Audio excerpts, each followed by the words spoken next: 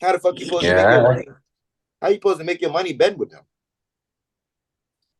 I mean they do got SGA. He had an Shit, off night, but lose a bet. I mean, but what you gonna do? Bet his 30? That's it. It's 30 and Chet can't even give you a solid 20 every night. there's blocks, You three. bet the 15. All right, bet the 15. You're right. Bet the 15. 15 kind of shaky though. Nah, That's crazy. hell nah. He hits for me. He hits for me every time I get him for 15. Fuck you, He ain't Rob. here for me yesterday. I think he had only 9 points. You be betting every now and then. That's why. Not every now Nah, and then like that, but I mean, you be betting on him every now and then. I bet I on don't him bet on every him. time. Every time. I bet on Chet every time. If I see Chet home grade, I'm putting money on Chet home grade.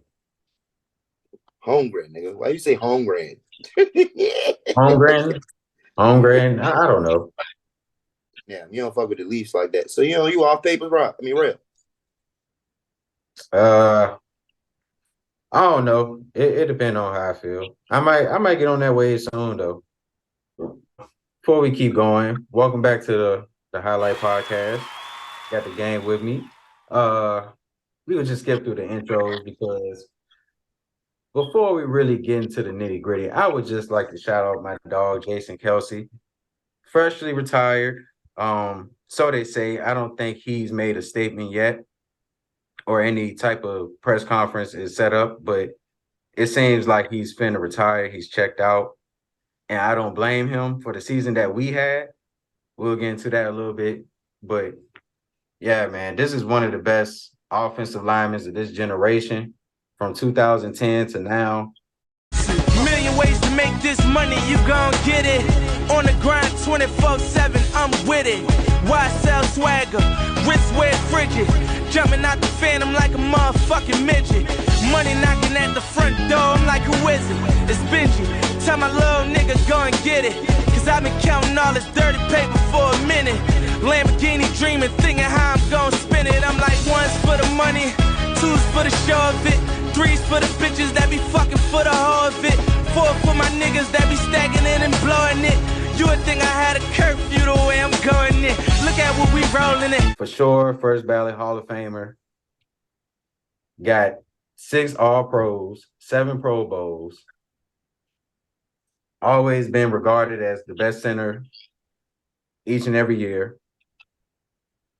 And ain't too much to say about that, man. It's just you've seen the production, you've seen what the Eagles has been able to do with him as the center. And what makes him so elite and rare is that when he was in Cincinnati, and it's so funny, he's kind of like his brother, because his brother was a quarterback at first. I think Kelsey was a tight end and eventually converted to offensive lineman because he was just so good of a blocker. And essentially, he put on some weight, but he still has that athleticism. So the greatest thing about Jason Kelsey throughout his career is that if he get in that second level, whether you're running or, you got a screenplay, if Jason Kelsey gets past 5 yards, you're going to have an explosive play because he has that athleticism to get out in the field like he used to be as a tight end. But, he put on 50 pounds. Now he's just pancaking niggas. If you in the way, you getting fucking moved. So shout out to my dog, Kelsey. As you see, one of the most epic Super Bowl speeches ever. I gotta say to all those people that doubted us, to all those people that counted us out, and to everybody who said that we couldn't get it done, what my man Jay and John just said, you.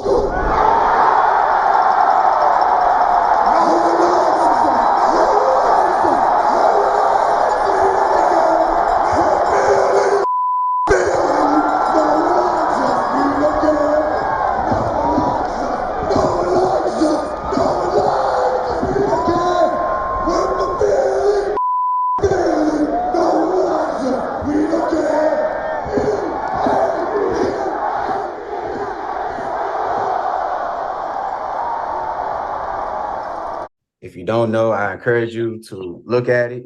If you're a real nigga, you will feel it. No matter what team you rep, if you're a real nigga, you can feel that shit. But yeah, shout out to my dog. Best of luck in the future. We'll definitely be checking into his podcast with him and his brother. And, that's about it. Now, you finna get petty now? Is it time to get petty? Man, let me tell you something, man. I ain't watched the game, so I seen a couple highlights. So I was gonna go back and watch it, but I seen a couple highlights and I feel like that just told me the story. But yeah, go ahead. I told you a couple weeks back, couple months back, maybe a month and a half ago, that y'all was going down a very slippery slope. I think that was the word I used, slippery slope. I think I used that word. I told y'all if y'all don't beat, who was that? Yeah, I told y'all if y'all played Dallas and San Fran back to back. I told y'all if y'all can't beat one of those teams consecutively, it's gonna be like a snowball going down the hill. Y'all just gonna fall and fall. Y'all had to find a signature win in between those wins. Had to. On top of that, I'm gonna just get straight to the game. You know, like I know, and I know you know, I don't watch football like that. I don't watch this shit every day. But when I watch it, I expect a good game. You know what I'm saying? For either one of the teams. You know what I'm saying? I'm not expecting a stinker. Mm-hmm. Bro, what I seen yesterday, bro. Now, bro, I don't watch football more than the next man. I don't watch football like you. I don't watch football like the next man. But I am knowledgeable of the sport. What I seen yesterday, man, was like, I seen a defeated ass team, man. I seen a team that, I'm not trying to use Ocho words, but man, the nigga sounded it out so good, bro. Like, I wouldn't have said these things before I seen that interview, but now that I see him put it into words, bro, like, bro, y'all really played the way he described y'all. Like, Not fooling me. Excuse my language. That was piss poor effort on that tackle. You can't do that. If you're not going to play for the Eagles, if you're not going to play for the coaches, you got to at least play for the goddamn name on the back of your jersey. Since when do teams stop the damn tush push? One of the best things we had going. I ain't never, and then what made, and this is my take, what I seen on the sidelines when it was after a series, it was after a play, it was after a series of plays. They went back to Nick Sirianni. Jalen Hurts was going back to the bench. Nick Sirianni tried to stop Jalen Hurts on the way to the bench.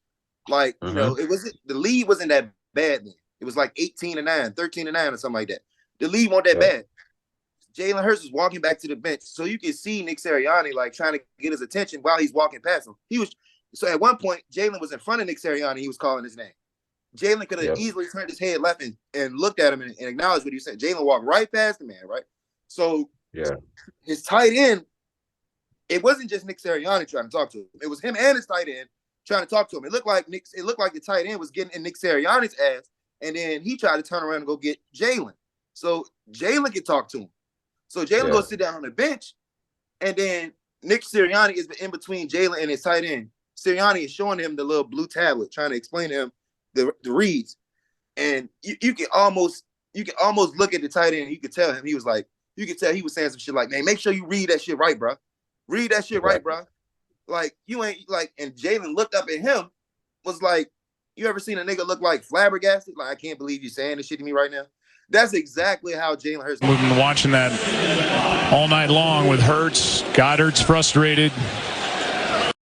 That's not like, and once I seen that, I'm just going back off like how I seen Tom Brady when they were losing and in controversial moments. Tom Brady riled the team up, cussing all the offensive coordinators out. Shit, he might even give Bill an arrow. You know what I'm saying? Like, he was challenging the whole team. Last night, man, despite injuries, now I'm not gonna say y'all when I'm played like a team that y'all had injuries, bro. So y'all best player was injured. Jalen Hurts had a fucked up hand. AJ Brown was out. Devontae Adams, if that's is that his name? Is that no? Devontae Smith. Devontae Smith, a dog. Can't be Superman. He was fucking him last night. Racing on the track, boy.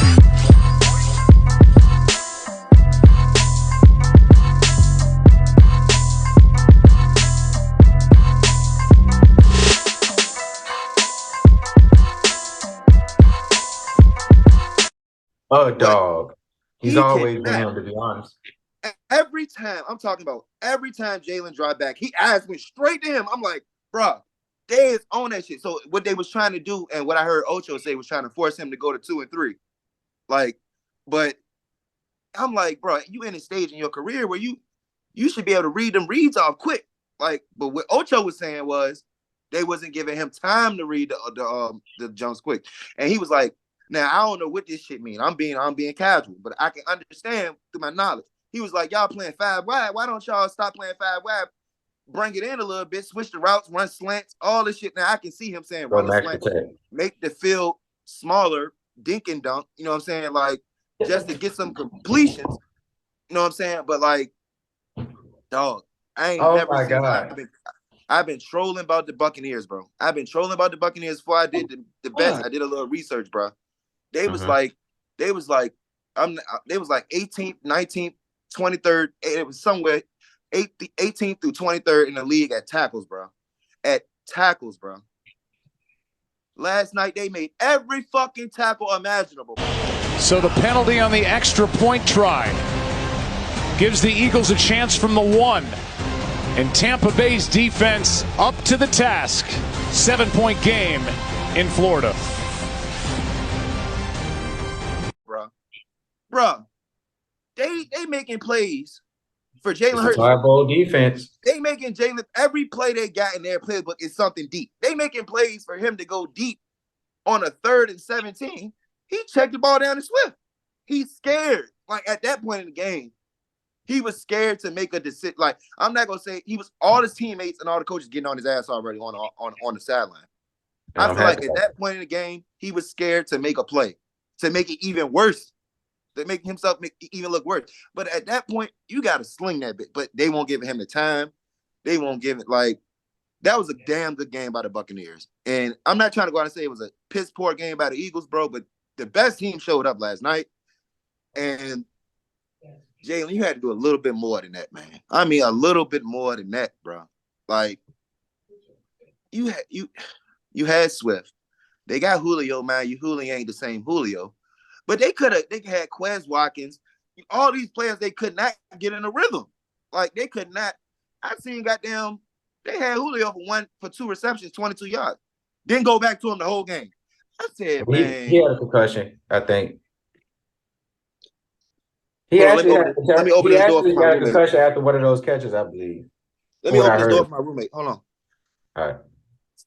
Yeah, you know what? You know what's so funny? It's funny that he went that route though, like going to Hurts, because I guess I got to be the Eagles fan to go that route and tell niggas like this shit about Jalen Hurts, bro. This shit about Jalen Hurts. To me, I seen a sign of regression. Now, can you blame that to the piss poor coaching that we had? Sure. But I don't believe that Steve Steichen was so prominent for our offense that our quarterback, who's supposed to take this leap with his contract, who had a Super Bowl run of a year to gain experience and learn off of that, I feel like you shouldn't be having no setbacks. Play for Hurts all the way. Ball comes out. Ball is coughed up and is picked up by New England. Hurts facing a 4-man rush over the middle. It's intercepted.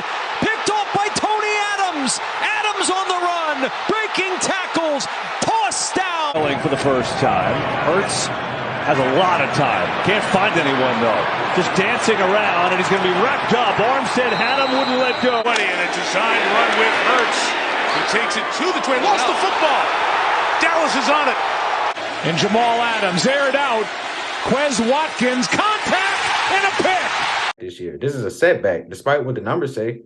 And I'm not so fooled by the numbers because, yeah, you could say, okay, he had a good amount of total touchdowns, but we all know a lot of that has been contributed to the brotherly shove. So I don't really look at his shit like I would look at a Cam Newton or even a Justin Fields. So for him, and by the way, he had a bum knee for most of the year, got reactivated during that Dallas year. You son of a bitch. Just to keep it in perspective about his dual threat ability, But I'm hearing my boy talk about being a triple threat, being a pass, run, and intellectual threat. And the intellectual part was just simply not there this year because the whole MO about Jalen Hurts is if you blitz him, if you bring the house and take away, if you take away his first read, he's going to, maybe he'll try to read, but he's going to get to a point where his instincts take over.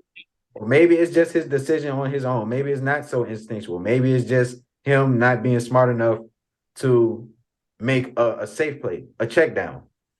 A check down. He will look at the rush and try to maneuver.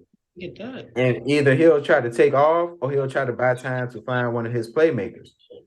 The problem with that is if your your offensive line is not protecting like it should, or if the plays are developing slow, well, you don't have time to make those plays.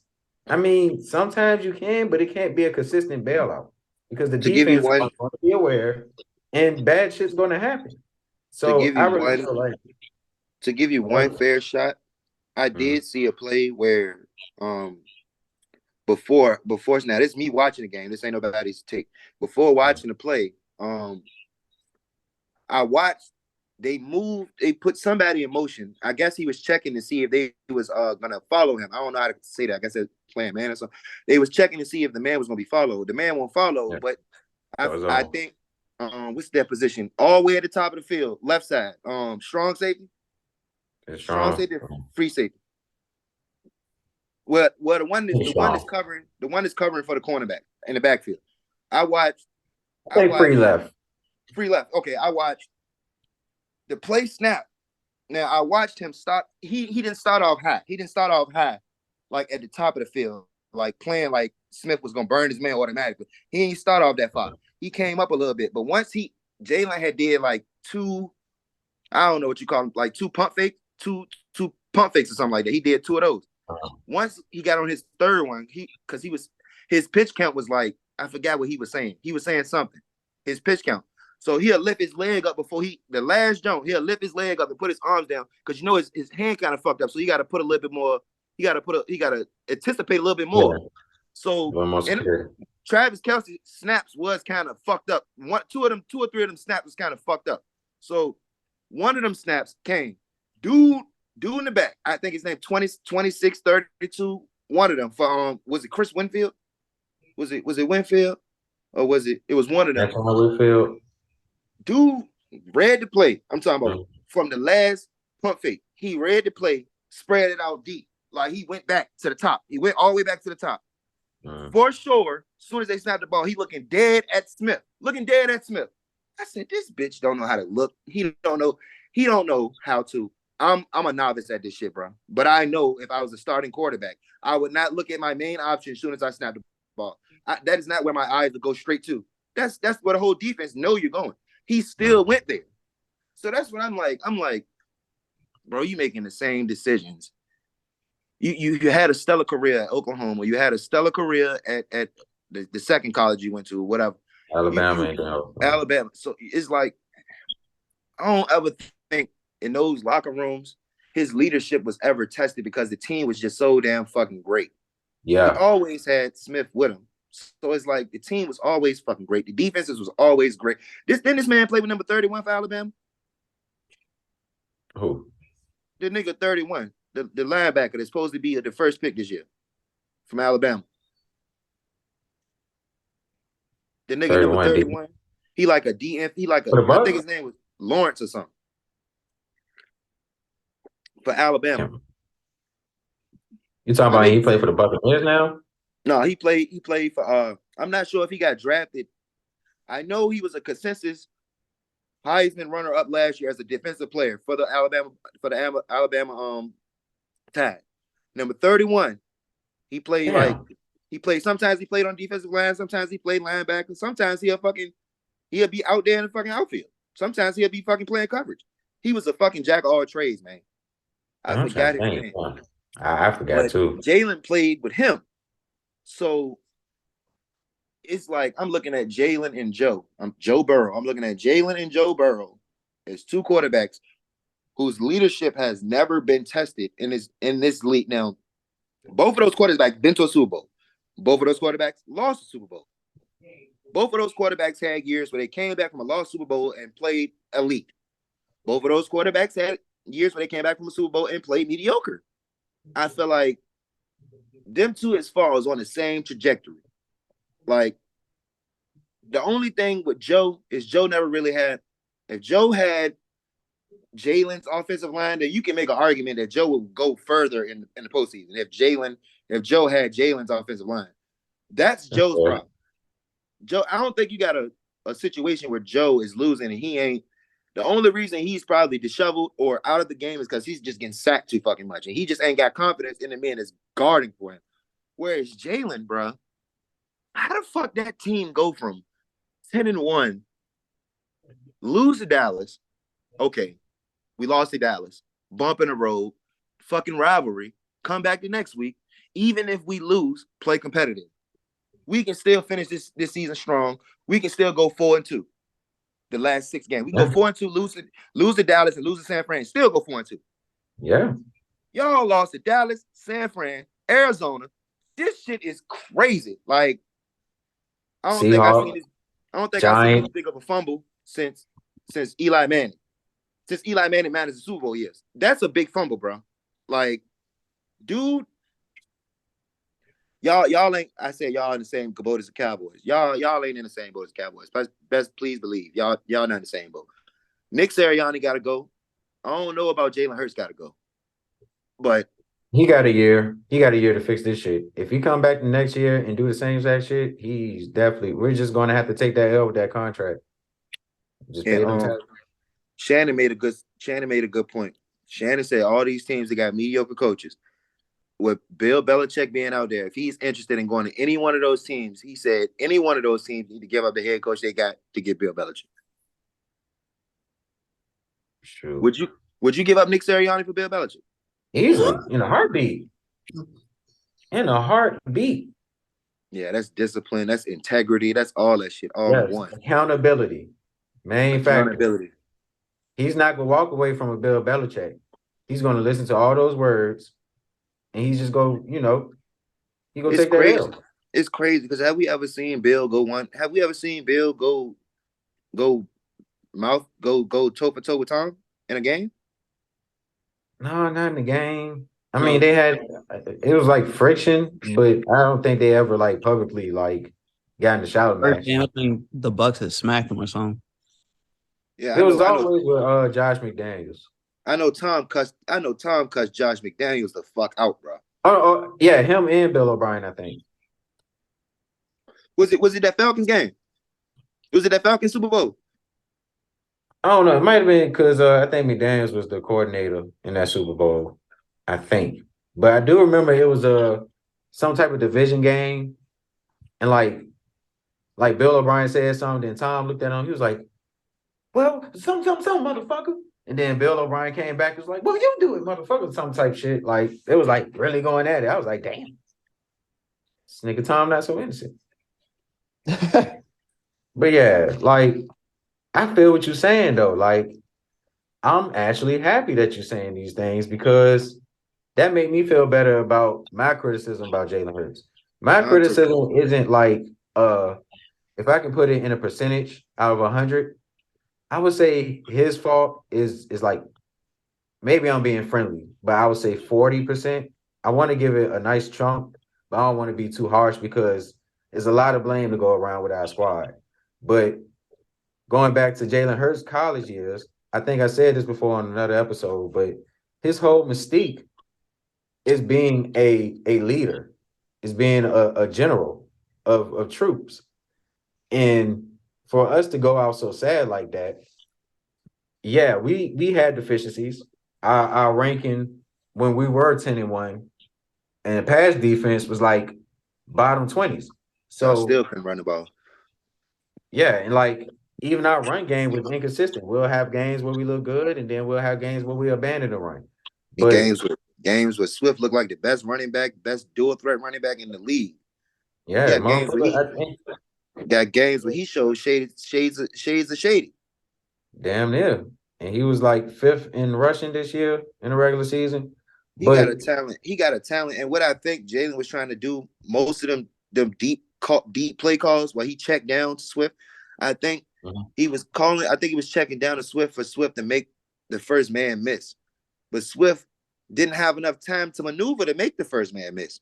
So like it's like soon as they had 2 men rushing Jalen and one or two, they had one linebacker or maybe one corner playing up close on just in case he threw the ball to Swift. Like, so at that point, you got to tell your tight ends to go to the middle of the field. You got to tell Smith to slant. You got to tell Smith to do something, like make a play. Like, getting that abandoned area, that no man's land in his own. Or even if they're playing man, like if you're giving up a blitz, obviously something's going to be open. There's going to be some area that you can maneuver in. And I think that's a coaching thing. I think that goes 2 ways, though. That's why I don't put so much blame on Jalen Hurts past 40. Because as an offense, you got to design for those. You got a game plan for those bailouts. But I can't sit here and say that these guys aren't planning for that if the whole league knows to blitz the Eagles offense. The whole league did it. That's why we lost so many games, because everyone just kept blitzing. We weren't able to pick up on it. That should go back. Go ahead. So it's like you can make the worst option in the world to counteract that. But if it's not even being used, who am I contributing that to? I got to contribute that to the decision maker with the ball in his hand. So, I don't want to be too harsh because, like I was saying, bottom league in the defensive pass game. I don't know what our run defense was, but I remember plenty of games where defenses just went crazy on the ground game. And then I think the most glaring thing about our defense is that we were like half in the league in sacks. Now, everything that we do is predicated off getting to the quarterback in the pass game or even getting to the running back in the backfield. But we led the league with 70 sacks last year. We finished with 43 this year. We was not able to get to the quarterback consistently, and that just was hell gates for everybody on our defense. So it's a lot of contributing factors. Going with first year coordinators who just happen to be probably some of the worst coordinators in the league. Who would have fucking knew? But yeah, a lot of factors, man. A lot of factors, but 2 things. 2 things. I think one pays detriment is to Tom Brady saying that the league is filled with mediocre ass football. Because this goes back, you wish you had quarterbacks that can be a field general as Chris Paul is as a court general on the court. You remember you had a guy that played football like maybe 5-6 years ago named Peyton Manning, who had the ability to step in the pocket, step up to the line of scrimmage. If he didn't like the play, if he didn't like the play, how the coverage was presented, he's gonna change the play. Omaha, king of all that. Jalen, Tua, Joe Flacco, all these quarterbacks, Matthew Stafford, all these quarterbacks lack the technical side of the quarterback position, which is thinking. Peyton Manning thought. He beat you with mechanics. He beat you with his intelligence. He beat your defense with his intelligence. Not the personnel, the intelligence. He's seen what the defense was bringing to you, so he changed the play according to the snap. I don't see quarterbacks these days doing that. I don't see quarterbacks these days even challenging the offensive coordinator anymore about the plays they call.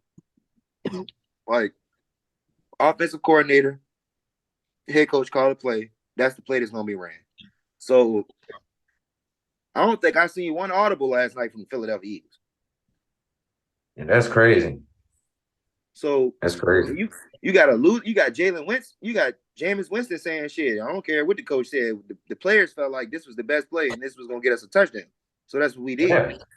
So why the fuck y'all in a playoff game putting up 9 points and nobody has a sense of urgency to fucking the game plan when the game plan ain't working should be to abandon the game plan and go with something different. That should be the game plan.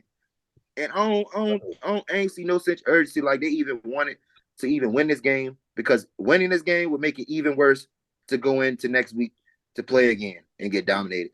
So why win? Let's just call our shots, call it what it is, shit. You can't say that the offensive and another thing you said, you can't say that offensive coordinators was some of the worst offensive coordinators in the league. Because buddy, y'all started off at 10-1. Yeah, but I mean, struggling running the offense and everything. Y'all started off 1, buddy. But don't you think in that 10-1 stretch, before we got exposed by San Francisco, physically, mentally, in all aspects, I would just like to say, before that San Francisco game, don't you think our mentality was a little different? Don't you think, like, in some of those games, like, let's say Kansas City and Buffalo, don't you think you seen a team that was actually fighting despite of the deficiencies? Even when we fucked up and we had and we was down 10 points, you still seen that we were fighting. You still seen that we was giving out effort to like do something. What, last night? No, I'm talking about when we were 10-1. In that 10-1 stretch, when we played teams like Kansas City and the Buffalo Bills, when we were down 10 points in a lot of those games, don't you think like we showed a more of a mental fortitude in that stretch? Y'all show resilience, a little resilience. Yeah, y'all showed a little resilience. Yeah, so I think just the effort side made those defensive coordinators look good. Because when you take the effort away, you get what you see. You get exactly what you see. You lose to the New York Giants. You lose to the Arizona Cardinals. No disrespect to those teams, because I think any NFL team is talented. Any given Sunday is a true statement. But you losing to teams with losing records, you losing to Drew Lock, like, it's like, come on now. Like, what? And it's like, it's deeper than what the surface shows, because we've been getting so many political answers. And it's like, when are we going to get the truth? And, Jason Kelce got a podcast. So I would just hope, now that he's freshly retired, I don't think he will say nothing crazy that, like, exposes the locker room. But I do think he's going to tell some glaring things. Like, I don't think he might say no names, but I think he's going to be, like, saying everything else but the name. Like, so I would like to see that. Jalen's too good to let go. We'll see. He can't have a season like that. He can't have another season like that. It can't happen. Maybe down the line when you just have a bad season, okay, maybe. But to go 10-1 and just epically collect. I mean, we scored 9 points. Other games, like, we just couldn't hang. And it's like, you can blame the defense, but at the same time. So from all throughout the week that I've been telling you y'all was going to lose, you never took heed and thought that actually could happen? Yeah, I did, because those were the Dallas and San Fran games. I was worried some about them, but at the same time, when you 10-1, you're going to feel confident. You only lost one game, so it's like you just feel like you can rise to the occasion. Plus, I was kind of going off of what we was doing, even though Brock Purdy got hurt. Brock Purdy for sure got hurt, and that affected a lot of the game.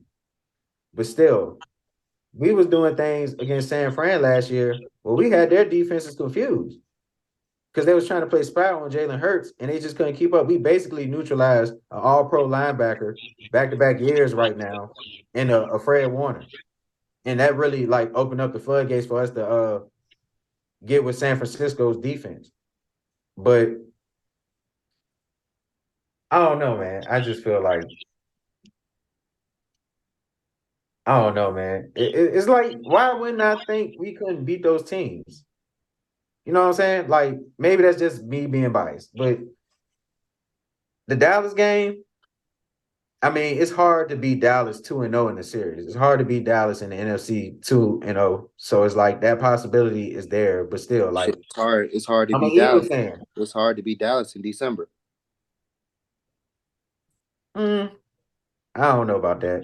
But I'm an Eagles fan, though. I'm never going to say, like, oh, we're going to lose to the Cowboys. But it's like, I mean, 1-1. You seen that man record in October, November, December? I really haven't, but I feel like it's not that good. No, he probably the most winningest quarterback in those months. In history or just this year?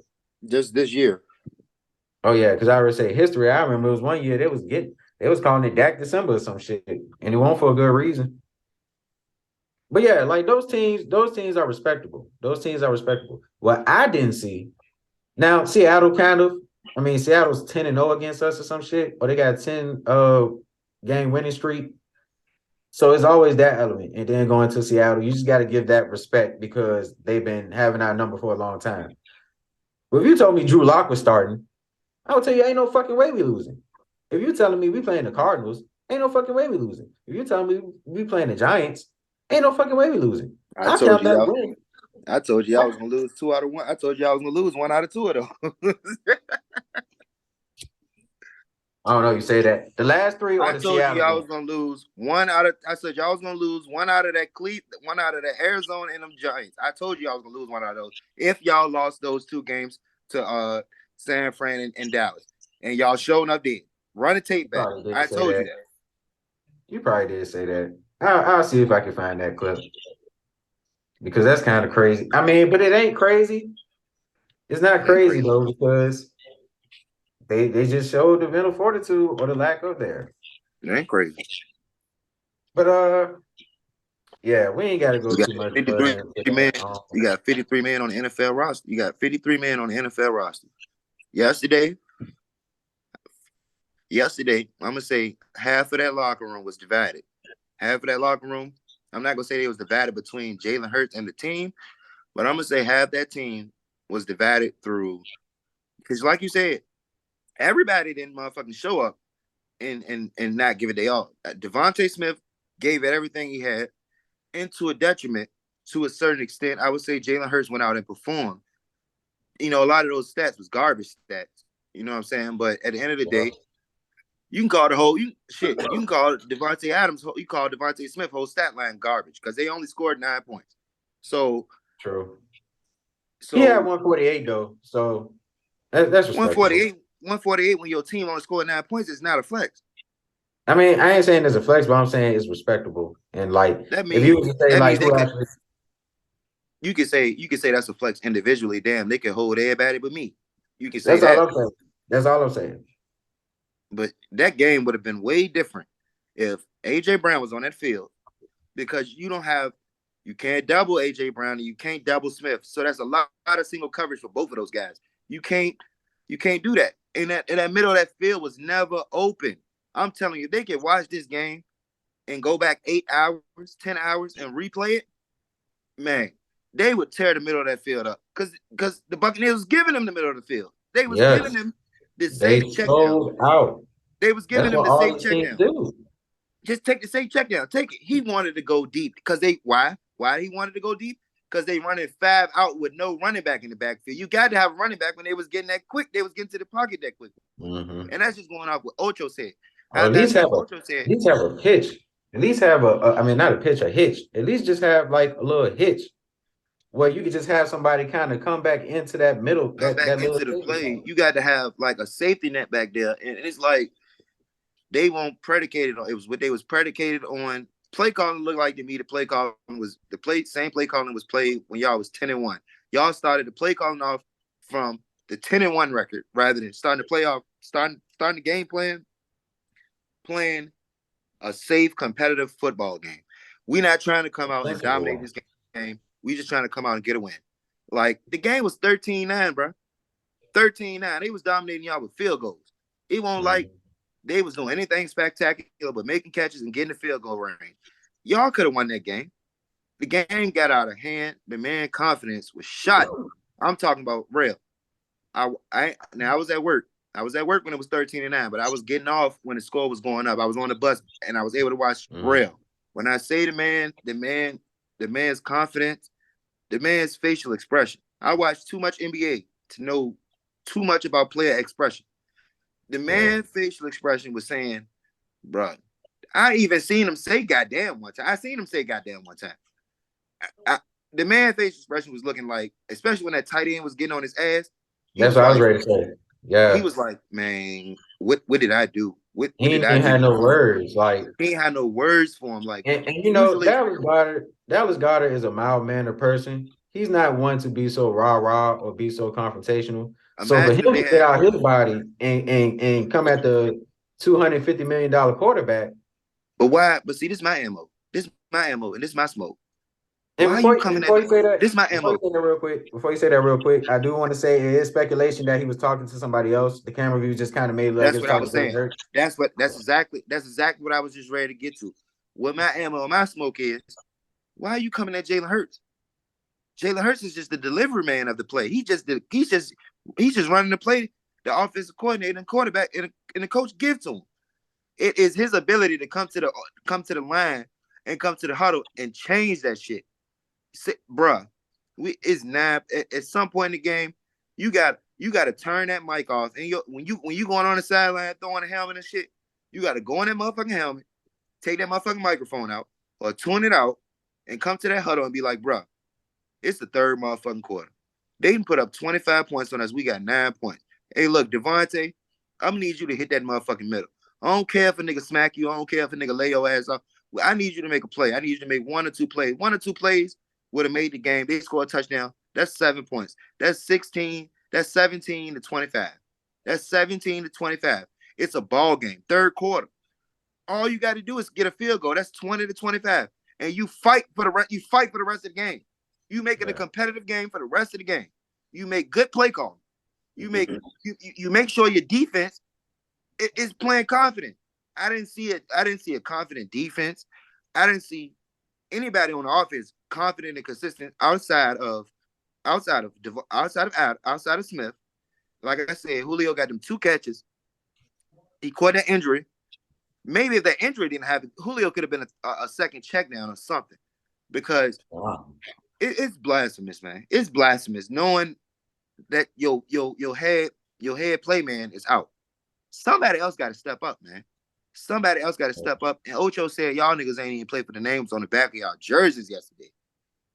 When I seen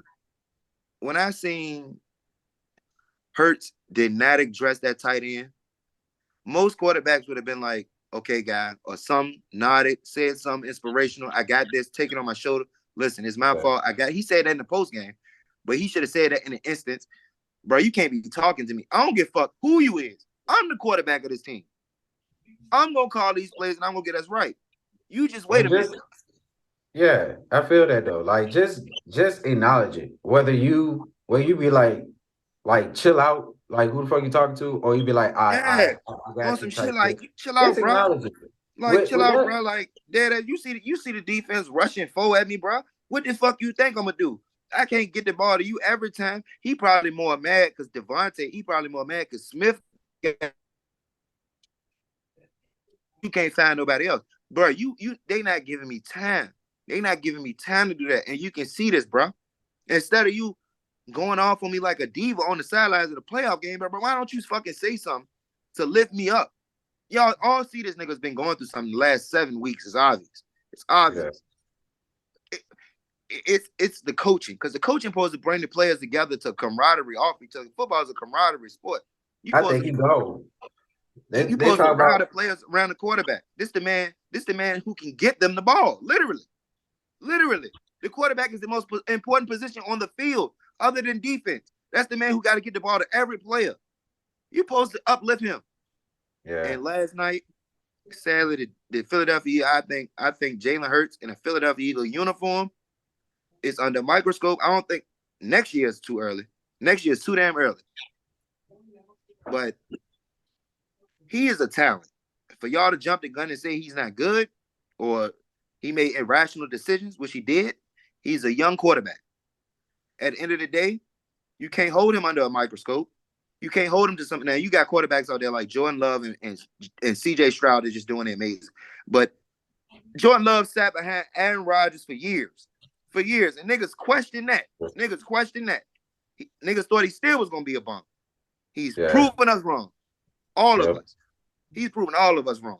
And then you got C.J. Stroud as a rookie. I don't think that nigga know what he doing right now. I don't even think he know as a black man what he doing right now. He is a black quarterback in an NFL that has been predominantly ran by white quarterbacks. In his first season, has taken a poorly ran franchise. A poorly ran franchise. I'm not talking about a franchise like Arizona Cardinals, 49ers, the Redskins, for fucking crying out loud. He taking the Texans to a divisional playoff game, bro. Mm-hmm. You can't even get that out of a fucking 10-year veteran in Dak.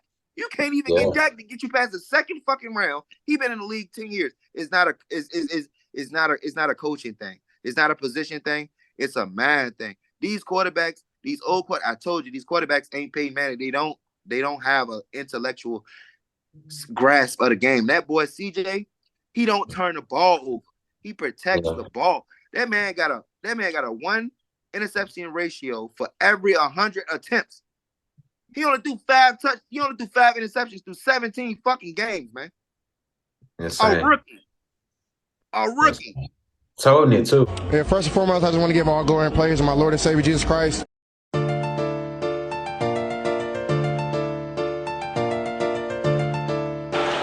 action for Stroud. Good protection. Loads it up. Fires down the field. Excellent tackle.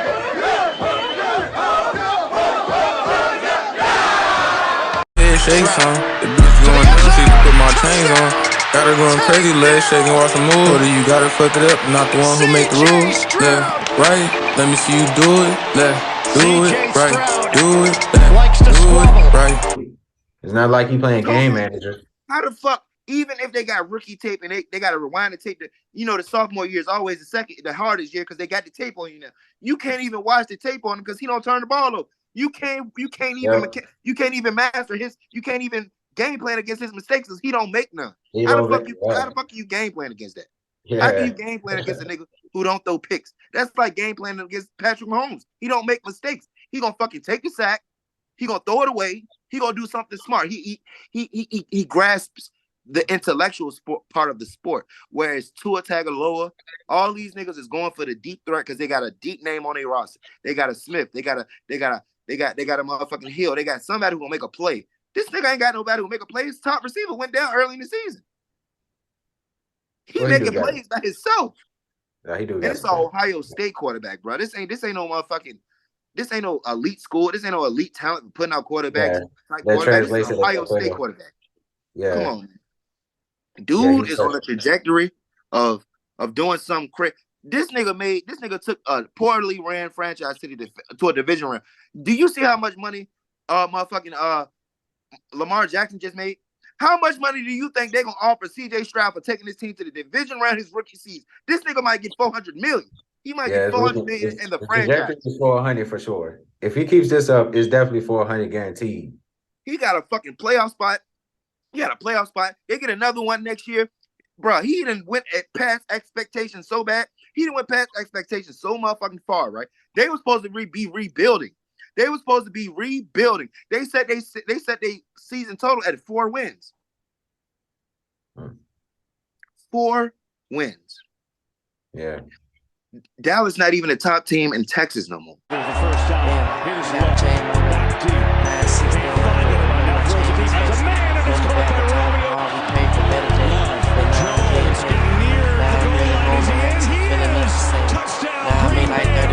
just throughout the state.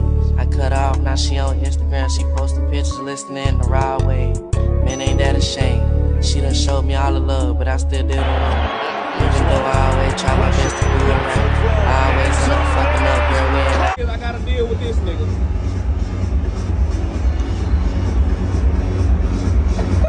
I always try my best to do it right.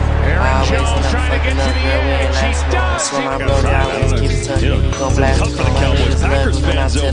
This is the most embarrassing loss, playoff loss for the Cowboys.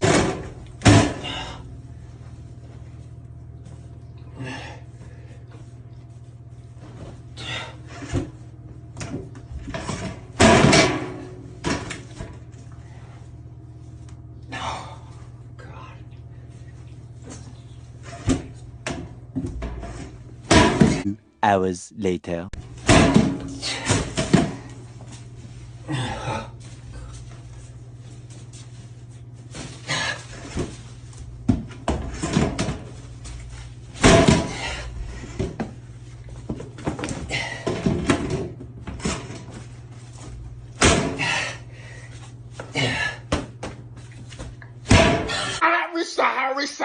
Sorry. That ain't the Dallas. We the boys.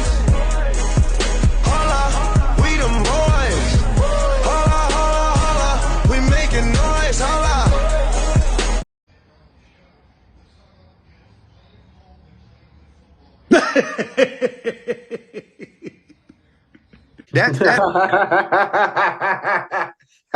not even the top team in Texas no more, bro. It's fucking. That's funny as hell. Listen to me. Listen to me. Listen to me. I'm listening. Listen to me. You let a rookie quarterback out of the Big Ten conference come to the Texans. The Texans, whose most notable player is a defensive player who's riddled by injuries his whole career. You let an Ohio State quarterback come to a Texas team and take them to the division round. These people pick up another win. If they somehow go into Baltimore and pull out the unthinkable, oh my God, this man needs a statue because he's done more in his rookie season than J.J. White has ever accomplished winning wise his whole tenure with the Texans. J.J. White should be this shit is so big it should make J.J. White come out of retirement, come back to the Texans just to play, just to be a part of the damn man. Listen, I ain't never seen nothing. I seen Patrick Mahomes when he got drafted from 2016, 2017, and now. I seen greatness like that. Yeah. This book has just started. This the first chapter. Patrick didn't do this in his first year. That's fucking crazy. Patrick didn't even do this his first year. Like Patrick looking at this nigga. Patrick is looking at this nigga. If Patrick secure a win, if Patrick beat the Bills, like for sure, I know the Chiefs are gonna beat the Bills. That's their curse. If Patrick beat the Bills. He is going into that game that night, and he's praying like hell that he don't catch a hot Houston. He praying to hell he don't catch a hot Houston, because if they beat Baltimore, for sure they knocking the Chiefs off. And to Patrick, that will hurt his ego. You see the nigga, we've seen him with mediocre talent the whole year. He has been bitching, whining, and complaining. We have never seen that out of Patrick because he's a professional. He's always played with all caliber players. He's a professional. He leaves it on the field. But now he can't leave it on the field. He can't leave it on the field because he ain't got no. He complaining too much. It's plays. It's open. It's plays that he can see that can be made. It's the difference when you have a quarterback that know these plays can get made, but your personnel is not making the play. It's a difference. He sees that. I think Andy Reid should never have let it got that far. As once they let go of Tyreek, whatever the dividends was in of them retaining Tyreek, you seen a year he had. He wasn't getting older. If that was the model that you were hanging it on, that made, hey, this is an older wide receiver. The league has seen him in our offense a couple years now. He's not going to be as explosive as he was a year prior. If you thought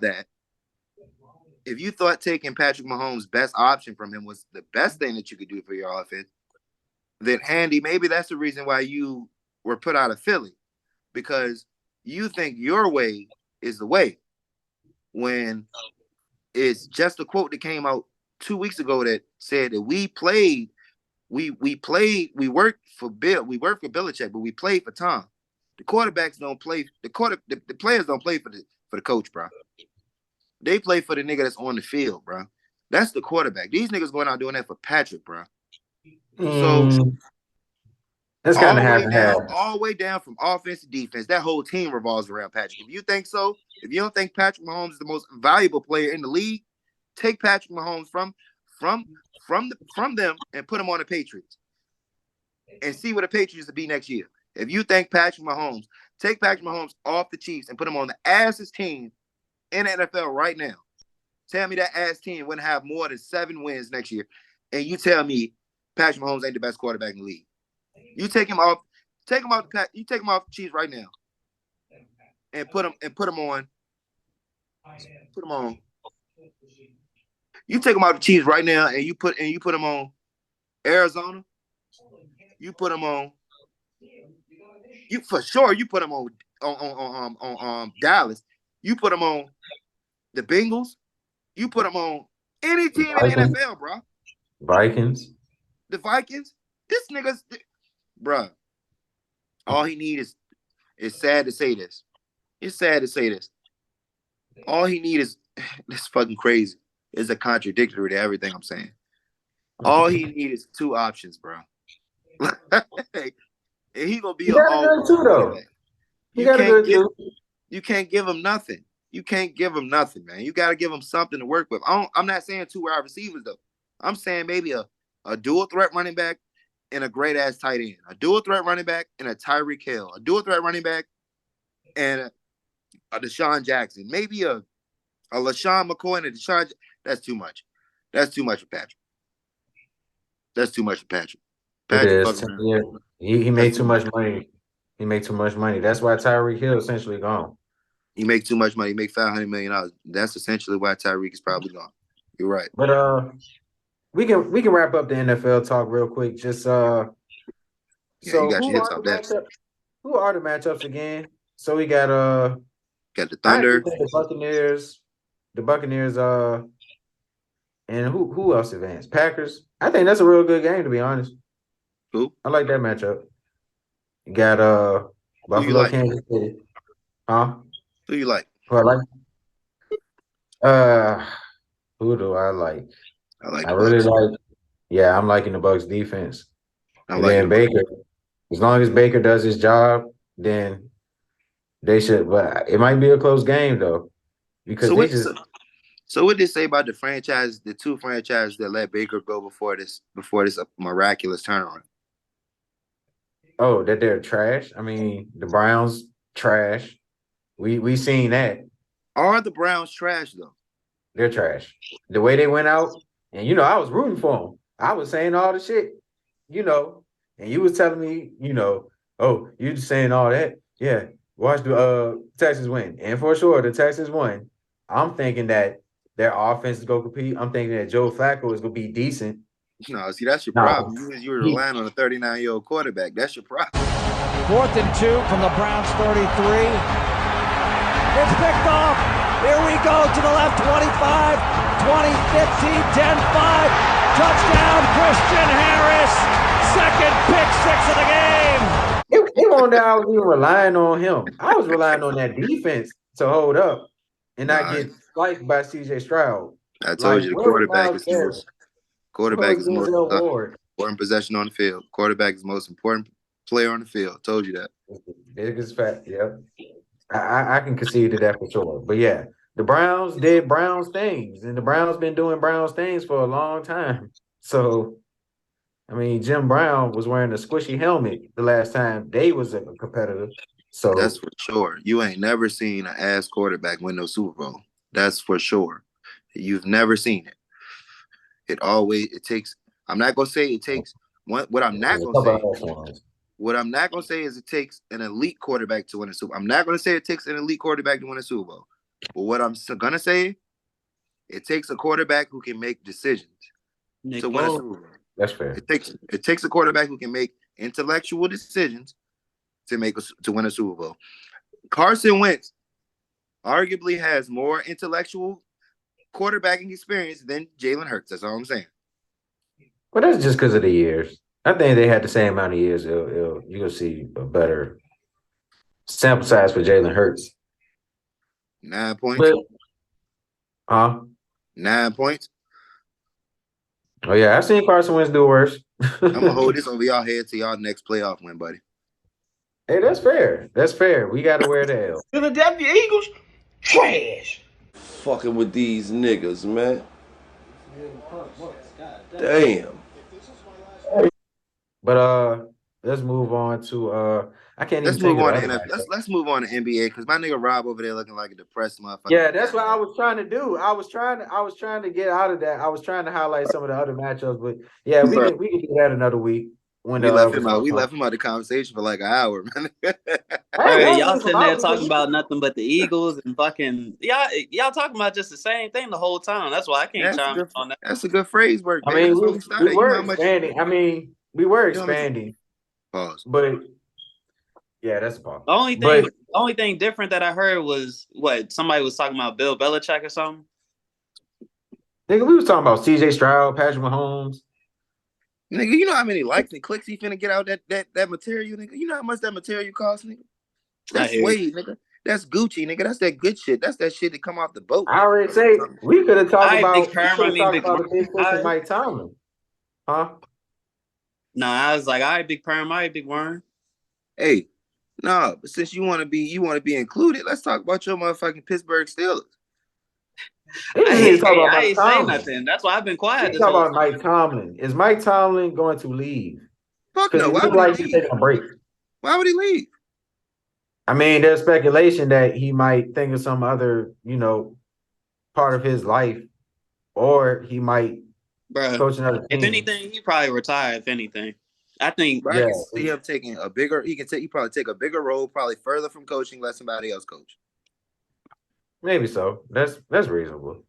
I just don't think he'll. It's that time yet for him to do that. He's just gonna walk away from the game. They're a winning franchise. They're a winning franchise every year. Yeah, they're at least doing something. They aren't in the Patriots phase. They aren't in the Jets phase. They're still floating above water. All they need is a couple playmakers. That's all they need. Who the fuck don't want to play for the Steelers is the crazy part. That's the crazy part. And that's I wouldn't call them the Los Angeles Lakers, the dark horse Los Angeles Lakers of the league. But if you don't want to play for the Steelers and the 49ers, if you don't want to play for the Cowboys and the 49ers, the next team is usually the Steelers. It's usually the Steelers and probably the Patriots along that line of how famous teams are in the league. But y'all think who? Y'all think we go after Russ? Mr. Unlimited. Russell Wilson? Possibility. That's a good move. And I think that will determine really not just him, but I think that will just determine Tomlin's standpoint of what they're going to do for. It's only some seasons that he's willing to go through growing pains a little bit, and he's done pulled out some phenomenal, some phenomenal seasons even with that roster that we had. But like I said, I still give a lot of that props to T.J. Watt though. Yeah, true. For sure. Well, true. Yeah, y'all definitely missed him against Josh Allen, so you can't even. But we not running another year with Mason Rudolph, fucking. I can't remember name no more, bro. I never use that nigga again. And fucking Mitchell Trubisky, Hey, I got a question. Y'all know who Andrew Nimrod is, right? Yeah, for the Pacers. Right. So I took this nigga for 7.5 assists. Is that far out of the realm of who they playing? The Pacers play. This is not a today game. Oh, you said that's one. I've been betting. Y'all tell me if this is smart. I've been betting. Y'all go on. Y'all don't know about DraftKings? Well, okay. They have this thing in DraftKings where they call futures. Futures, you can future predict a future matchup. I got the Pacers. They have the season. They have the season schedule on the futures, basically. So you can wager the team that's gonna win. They ain't got the lines open up on the points yet, but they have the lines open up on the assists and the rebounds. They only got 4 people's names listed. They only got Andrew Nimhart. They got Miles Turner. They have the nigga Obi Toppin. No, not Obi Toppin. What's this nigga name? I'm not in there right now. I can't remember. But you think 7.5 assists for him is crazy? It ain't too crazy. It depends on the matchup, but he's starting, so it's he kind of is the. It's a risk.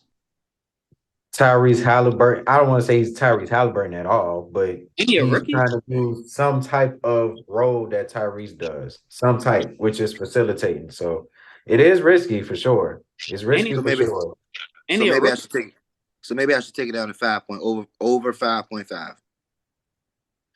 That's more reasonable as well, but it's understandable. It's depending on the matchup, though. It's depending on the play styles of the 2 teams. All right, and another thing, Sabonis tonight for 11.5 rebounds. Yeah. They play the Suns. They play the who? The Suns. Oh yeah, get them down for that. Yeah. OKC plays a back-to-back tonight. They play He said Lakers. I mean, not Lakers, Clippers. I'm taking, and it's just me off a whim. I'm taking James Harden. I'm taking James Harden 10 assists. Easy. Paul George 24. Easy. Paul George 24. Kawhi 20 and 2 steals. Okay, Mr. Guru, if that's what you say. Kawhi's been a lock with the steals. Yeah, he been live. Paul George, on the other hand. No, I've been shying away from him. But the threes right now, Paul George is probably shooting like 41% from the threes in the last 5 games, bro. Yeah, Smooth coming out with like 4 threes a game. I think he had a little blunder yesterday though. No. He had more. No, he had more. No, he had 4 threes. That boy on one. Yeah, and my dumb ass took motherfucking, I don't know why, but I don't know who, I took somebody under 11 and a half rebounds when they had, no, I took somebody under 13 and a half rebounds when they had 11. My dumb ass, man, like, this is the shit I be talking about, bro. Like, and it be reliant, that I sent y'all that shit like 5 times, bro. It be reliant on, like, when they come down to my tickets, it be reliant on niggas like assists, because I be spot on with the points, bro. I don't be messing with the points at all. Like, I be on with the points. I told y'all, if a nigga average 30, I'm going 20. I ain't going 30. Unless I feel they playing. But that's like, how I feel about the assists too, though. Like, I can't take 10 assists just because, like, it might be right dead at 9 and they ain't even getting the ball. They looking to score at that moment. Like, a rebound, nigga, pretty much almost anybody can get that shit, to be honest. Like, you can take James Harden. Rebounds. You can take James Harden for 10 assists, though. He playing the Clippers tonight. He playing the Suns tonight. I mean, the Thunder tonight. I mean, all right, I would take it. To me, I'm just not placing the bet just because of that, though. I'm scared. I'm pussy at that. Like, I'm not gonna want to take that bet just because, like, 10 assists is just like, maybe like 5. It is a top 5 defense. What? You watering it down 5, though. That's crazy. Like, yeah, I'll take 5 assists because, I mean, shit, I'll do that for like Jalen Brunson or something, and he'll get it sometimes. Yeah. De'Aaron Fox too. 5 assists for James Harden is like candy to a baby. That shit is easy. You know you're gonna get 5. Like, no, that shit probably not even on the ticket, to be honest. Like, they set it FanDuel, I know they already set it at like a certain like amount anyway. It's like, if it's just 5, that shit probably like negative 1,000 or some shit like that. Yeah, so it's 5. It's 5 on DraftKings, but it's negative 2,000. Yeah, that's crazy. You might as well I still take it. I still take it if I got like 16 legs on my shit though. Yeah, that's the shit. Them thousands, man. I should have pushed your 1,600 up to 2,200. Yeah, I fuck with the 400 though. All you got to bet is 85 cents on that bitch, and I hit for like 720. Like, I'll wager for 720 or some shit like that. Hold on, how many teams y'all said play tonight? 2, 4, 6, 6. You said 6? 2, 4, 6. 3 teams, but like 6 games. It's the way you said it, but it's. Oh, you mean 2 teams? It's 3 games, 16. Yeah, 2 teams per game. Casuals. Nigga, I heard what you meant because I asked the question. Y'all niggas suck at math. Y'all really had to go we all the way around. You clearly asked how many games. I said it's 2 teams play per game. That's 6. That's 16. This nigga said 6. He started off saying 6 and then explained it. All right, nigga. One, he's right because I did say how many teams play tonight. 2, I don't know what he's talking about because I literally just asked the question. Like, I didn't even see what was going on. We'll see who was playing tonight. Whatever. So, running from goddamn smoke like you always do. Ooh. I'll take the L on that if you said teams. I thought we was talking games. I'll take that. I mean, I should have said games, to be honest. But, I mean, yeah. I just didn't want to paraphrase it or anything. But, shit, that's a good game. Oh, shit. Denver and 76ers, though.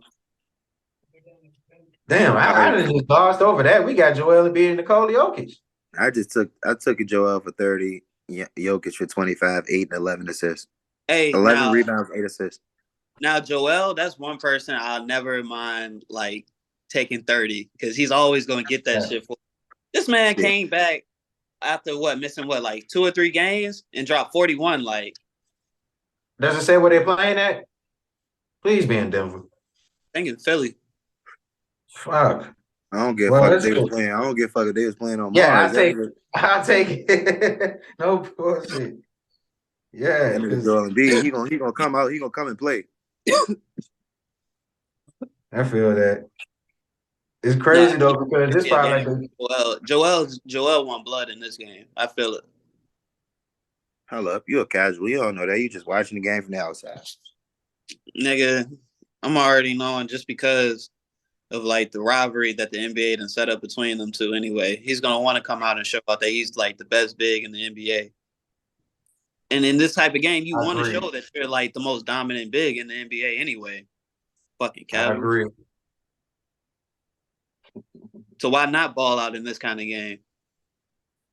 Matter of fact, let's talk about your Lakers because I don't know what you was excited about. Y'all we not talking about the Lakers that much because we've been talking about the Lakers. What the fuck I'm excited about, nigga? We just beat a top team in the league. What are you saying? Nigga, that game barely even mattered to them. That game barely mattered. Don't call no those shit like that with me. We just beat the motherfucking Oklahoma City Thunder. Man, they did not give a fuck about that game, not one bit. Nigga don't even respect us like that. Niggas don't respect y'all now. Oh, this is crazy. You don't. You always shitting on Chet. Oh, Chet, he can't get a rebound. Chet, he's soft. You the same nigga. But you did give SGA praise. I will give you that. You did give SGA praise. I will give you that. Shit, what's the season series between y'all so far? Ain't it like 2-1 or some shit? Nigga, Lakers 2-1. Nigga, we always beat the Thunder. It don't matter when. Where or where. Nigga, always. Y'all got smacked the last time before this game. LeBron always beats the Thunder, not the Lakers. Then I just sent y'all a clip of how we retired Kobe. Either way, bro, the Lakers needed that game. OKC didn't give a fuck about that shit. They really just gave y'all that shit either way. Y'all needed to win that game, especially even at home. Like, if y'all would have lost that shit, then damn, that's fucked up. I don't even think y'all be in the playoff. I don't even think y'all be sitting there really getting talked about not being in the playoff run or something. On the play-in. Which is blasphemous. If Golden State make that shit and y'all don't, then y'all fucking horrible. Man, I hear you talking about a play-in. What you say? I said if Golden State make the play-in and y'all don't, y'all are fucking horrible. Trash. Niggas trying to talk about my team because they team's ass is a bit. Shit, the Knicks in the playoffs. I really do not want to talk about the Lakers, bro. I feel like we talk about the Lakers too much on here. I really don't want to talk about them niggas. The 11 seed, 10 seed. Hey, man, I told you. They're the most talked about team in sports, bro. We're one of the most talked about teams in sports. I told you, wherever we get in, wherever we at, we going to get in. That's respectable. That's respectable though. Like y'all should be built for the playoffs, but I don't know, man. Y'all not gonna see a Memphis Grizzlies of last year this time around. Or who else y'all played in the playoffs? Y'all played the Grizzlies. They gotta worry about y'all. Gotta worry about us. You gotta worry about Minnesota. You gotta worry about we handle y'all in the regular season like clockwork anyway. So it's not really like y'all be a problem in the playoffs. Y'all just beat them. I mean, y'all will have a good matchup against us. I will agree with that, but they might have the advantage. Y'all might still have the advantage. Like if y'all do play OKC, but then they still gonna give y'all a run for y'all money. I don't think SGA gonna like let that anything happen to get like blown out or like a skunk or whatever. I already know how we can do. But shit, for real, y'all might even end up playing like Denver or some shit in the first round, just because like y'all such a low seed. I tell you I'm one just saying, thing. y'all have a chance of playing basically the top 3 teams, which is Minnesota, OKC, and Denver. I tell you one thing. If Max Christie Minnesota. guard goddamn Shea Gilgeous, then he gonna have 40. I tell you another thing. Y'all better hope y'all play Minnesota or OKC.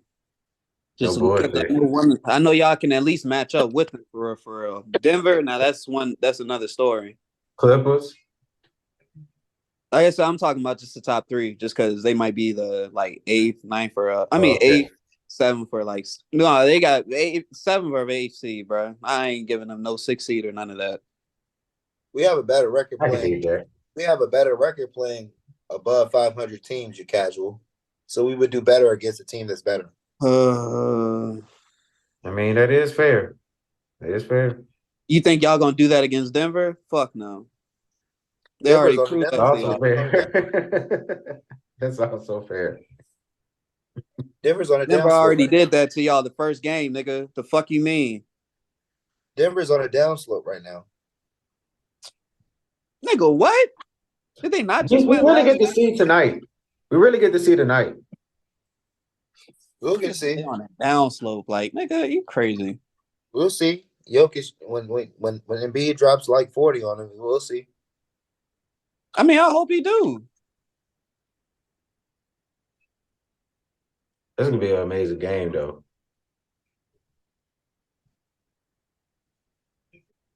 Damn, when was the last time Denver even played? Yeah, that's what I'm saying. Like, this is gonna be an amazing game because them niggas really don't play each other like that. I'm thinking B only got like what 2-3 games in his career against like at Denver. They couldn't. They said the last game they played was January 12th. It can't be, bro. Because what's today? Like the 16th? You talking about Denver? Yeah. Yeah, I do feel like they played the other night. They didn't play like Utah or some shit.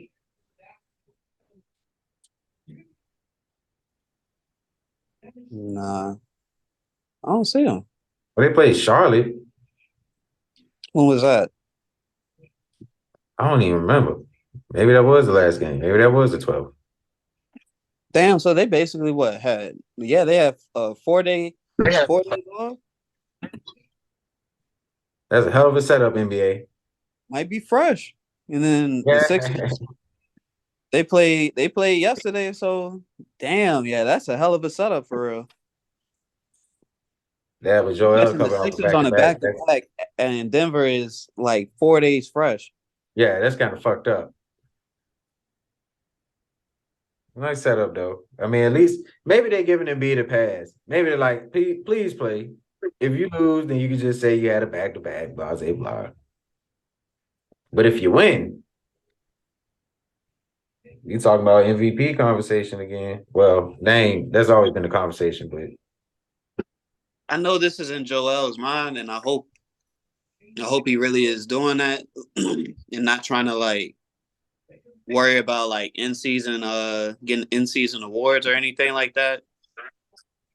I hope he's actually just, even if he does miss like a few games, I mean, even if he does miss the certain amount of games to where he's pushed out of getting any like mentions into like what you call it, first team like that. I mean, I hope he's just doing that just so that he could be healthy enough for like the playoffs. Yeah, that's true. I feel that.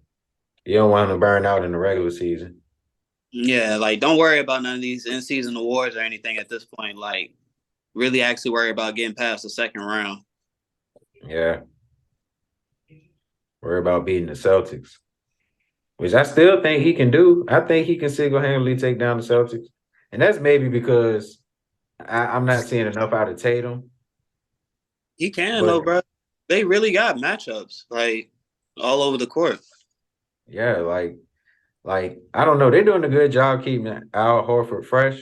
But at the same time, I feel like it's going to be some point where Al Horford just can't hang. Like, I feel like he will just go ahead and, gracefully retire the man at some point. Send him home packing. Shit, after this season, that nigga retiring, bro. And then Porzingis, He's a phenomenal, defensive player. But again, the matchup is just too favorable for Joel. Like, post up, back him up, get his space, fadeaways. He can go inside the cup on him. Top of the key, triple threats. Like, he just got to do it, though. But person I can't wait to see in the playoffs, though, is definitely going to be Maxey. Got to see how this man do leading into that second man role, filling that James. Well, not even fulfilling that James Harden role, just fulfilling being that second option. I feel like he's like in a Jamal Murray role. Okay, I can see that. Like, not necessarily being a point guard, but like just being that complimentary punch, from the offensive standpoint. Shit, when you see it, if you looked at some of the games where Joel didn't play or whatever, you'll see Maxey taking some crazy shots though. I mean, he'll make them. Well, he'll get some good buckets too though, but he'll take some crazy shots too. Yeah, some crazy step backs. Yeah. Yeah, he be taking some ill-advised shots. But hey, same time, he more efficient than most. I mean, the motherfucker, I think he's still averaging like 26. That's what I'm saying. Like, it's not like he's taking a whole bunch of wild shots. It's just that once that fourth quarter come around, that's when he's like, all right, Joel's not here. Tobias might need somebody to get him going at least, or at least like his own like shine or whatever. But he's gonna still take his like shots. Yeah. He's just kicking it out to Tobias at that point if he just needs like a breakout. I mean, if he needs just a bailout or whatever. Yeah, true. I like that though. So who y'all think will win the game though? Shit, I'm rocking with Philly, man. Okay. I don't know. They just got a lot more flavor to them. That's how I could put it. I'm gonna go with Philly. Philly. Okay. I think he puts Jokic in his place. Mm-hmm. I'm actually gonna go with Denver. And that's not me being the opposer of this, but whatever, nigga. I don't know, man. I think Denver got, a couple more pieces that could, help neutralize the Joel Embiid performance. Because I do think Joel is trying to come out and prove a point. But I'm not sure. Well, let's do this. Since this is a marquee game, Davon, you say you do got FanDuel, right? No, I got DraftKings. Shit. Sure. Say, well, we could still try to do something with like the overs or something, overs and unders. Yeah, Let's actually, y'all can still do like a $25 bet. I mean, not $25 bet, but a 25 like parlay or whatever. Damn sure doing 25 cents. Goddamn it, the way shipping going. But let's just do it on one. Let's just do it on that one game. All right. So are we like kind of chipping in? We go through the points, rebounds. Just like our own separate, but like, okay, I get what you're saying. I mean, we could do separate, or we could actually cook up something. That's what I'm saying. How about this? If we hit on some of these, then we'll start doing like one parlay, a group parlay. All right. We put up like 10. Hell, we can put up 25 apiece. $25. No, I mean, I'm saying y'all can still put up how much ever y'all want. It's just that we could put like down a 25 leg parlay. Like where we actually go 25. God damn. Yeah, where we actually go through the points, stats. I mean, the points. All right, so overs, unders. I got you. Yeah, we ain't gotta choose every player, but we can at least choose like the ones you think like might matter. All right, off rip, I'm taking Embiid at the lowest plus. So what? He averaging 35. Is 35.5 a plus? That might be a minus. Should be a plus. But hold on, I gotta walk outside real quick. Oh, all right. I don't really feel like looking it up real quick, but I'm just trying to think all the time. I will go Embiid 36 points. I can see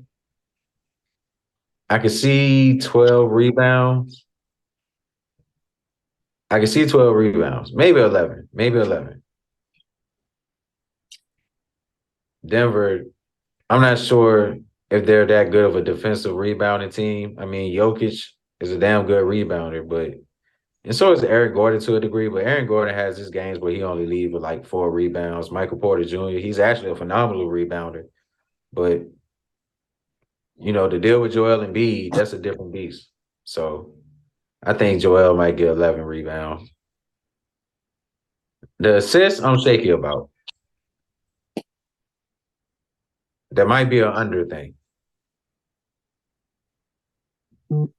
It depends on how Denver's defense play. I mean, how Denver's offense play. I mean, not Denver, Philly's offense.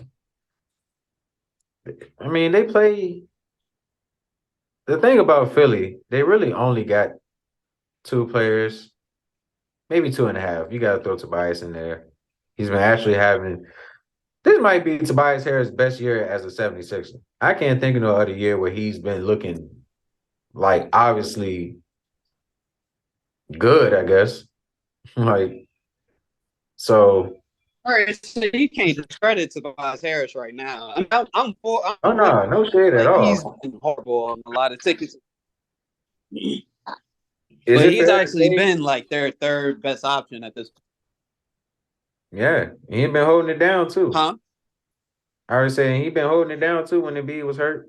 Yeah, he just had a great ass game. Not too long ago. Mm-hmm.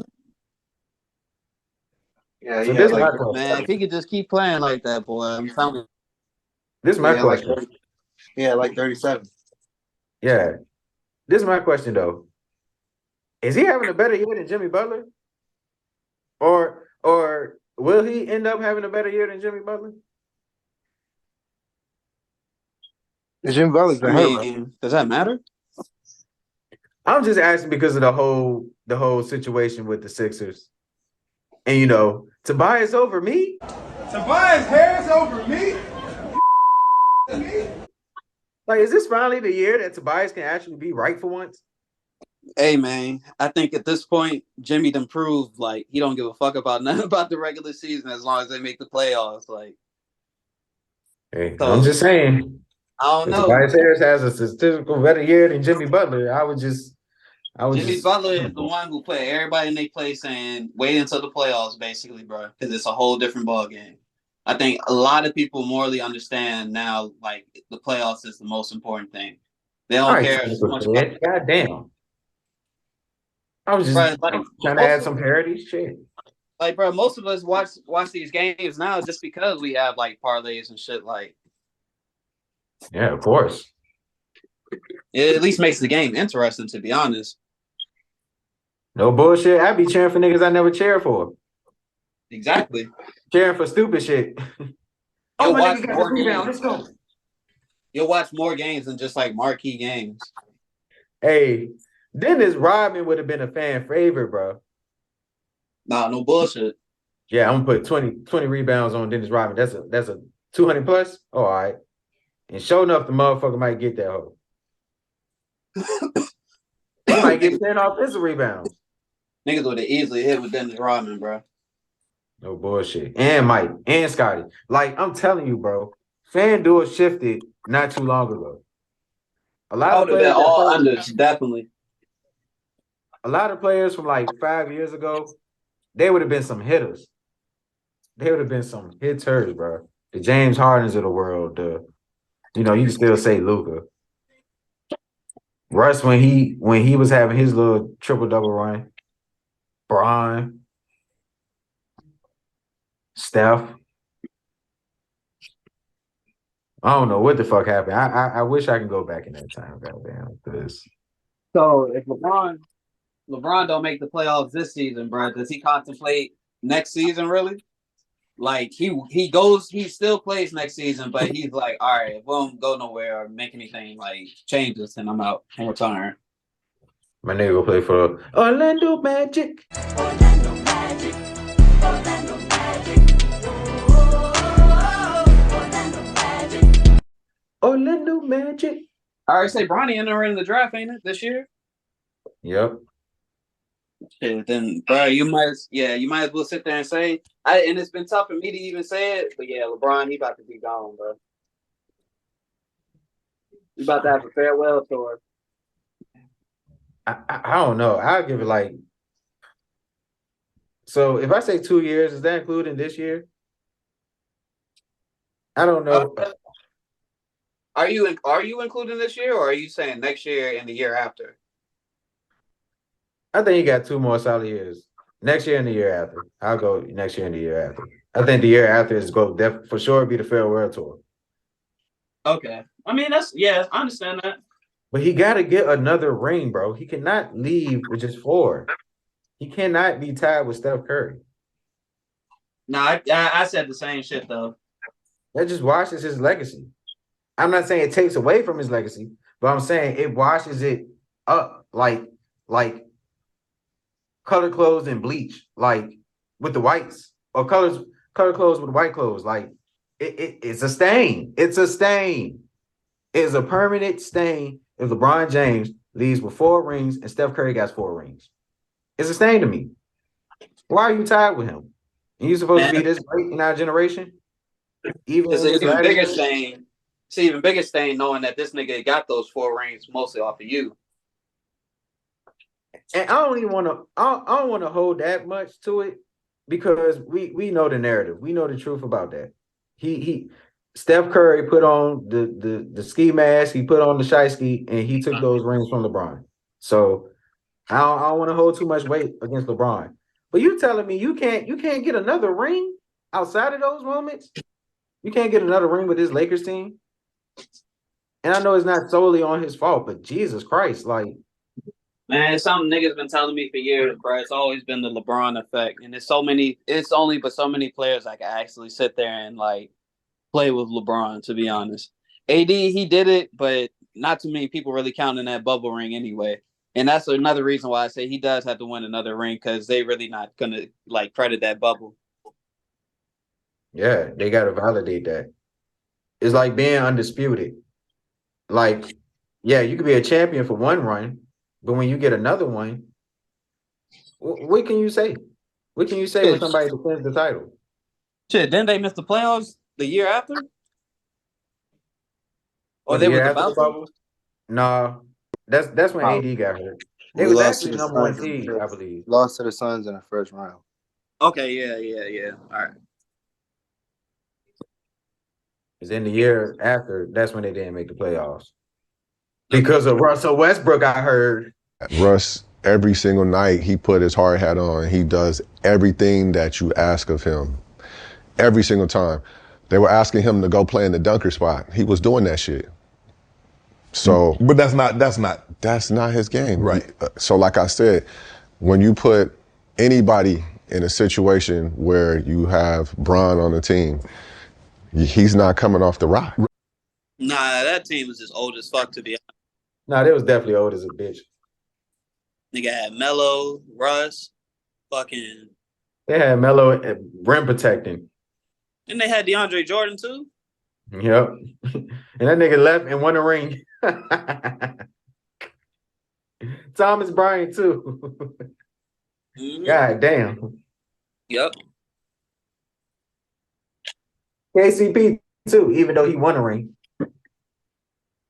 But hey. Nigga said, fuck y'all, I'm going to the winners. Yeah, he proved the point. Shit. Nigga almost pulled a Ray Allen. Swept them niggas. All right, let's stop with the Lakers. We going too far with the Lakers. We talk about these niggas too much. Who else playing again? We got Clippers and Thunder. I can kind of. Yeah. We got Clippers and Thunder. Okay. Y'all about to get beat, to be honest. Just because, like, that's understandable. Zubac, he gonna shut down Chet on the rebounds. Chet might cook him a little bit though on the offensive end, but he's not gonna really get no rebound over him. We'll see about that. I think as far as like boxing out and like doing the early work to get a rebound, yeah, it's the laws of physics are going to come in effect. But I think if we can kind of get the Clippers out of character, which I don't want to say that's easy to do, and they found a good rhythm recently, really for like the last 20 games. But I think we got the defensive personnel to match up with their scheme. It's not like they post up Zubac, even though they might give him some opportunity, but they're a pick and roll offense. And James Harden is a maestro at that. But at the same time, we're a really good switchable defense. Not only are we a good switchable defense, we got somebody like a Lou Dort who could just stick with James Harden and just bother him being ahead of the snake. We can do a lot of disruptions with their play calling, with the attack, point of attack defense that Lou Dort offers. So I do think we're going to have some defensive strategies we can implement to disrupt them. I think it just comes down to them hitting their shots, basically, like because they don't take the most efficient shots. I mean, it's efficient for them, but I mean, you're talking about threes and mid ranges, long twos. They get their paint points every now and then, especially with Zubac. But I think our style of defense, even our style of offense, could present a problem. Because Zubac, yeah, he can probably dominate against Chet in the paint. I think he can lead with 12 rebounds this game. I'll call that on the bets. But offensively, Zubac gonna have to step up because Chet, he's too respectable as a 3-point threat. Even if he's not hitting, he still can be out, and you can play 5 out, and you can make the Clippers guard with no rim protection, with no weak side defense. Zoo ain't really that bad on the offensive, really on offense though. You said what? I said Zubac ain't really that bad on offense though. Oh no, he real efficient. Huh? I say he real efficient. This is probably his best year. Yeah. So I mean, him going against Chet, I don't think that's going to be bad. To be honest, I think he's really going to outplay Chet. I mean, it's a possibility, but I don't know. I think Chet offensively, he can get his against Zoo. I mean, he is. He might, like I said, he might get his more points than him. But other than that, across the board, I think Zubac still might got him. So if Zoo get 14 and 12, and Chet gets 16 and 7, you going with Zoo? Yeah. I'm just saying, yeah. They got as long as the Clippers got the win.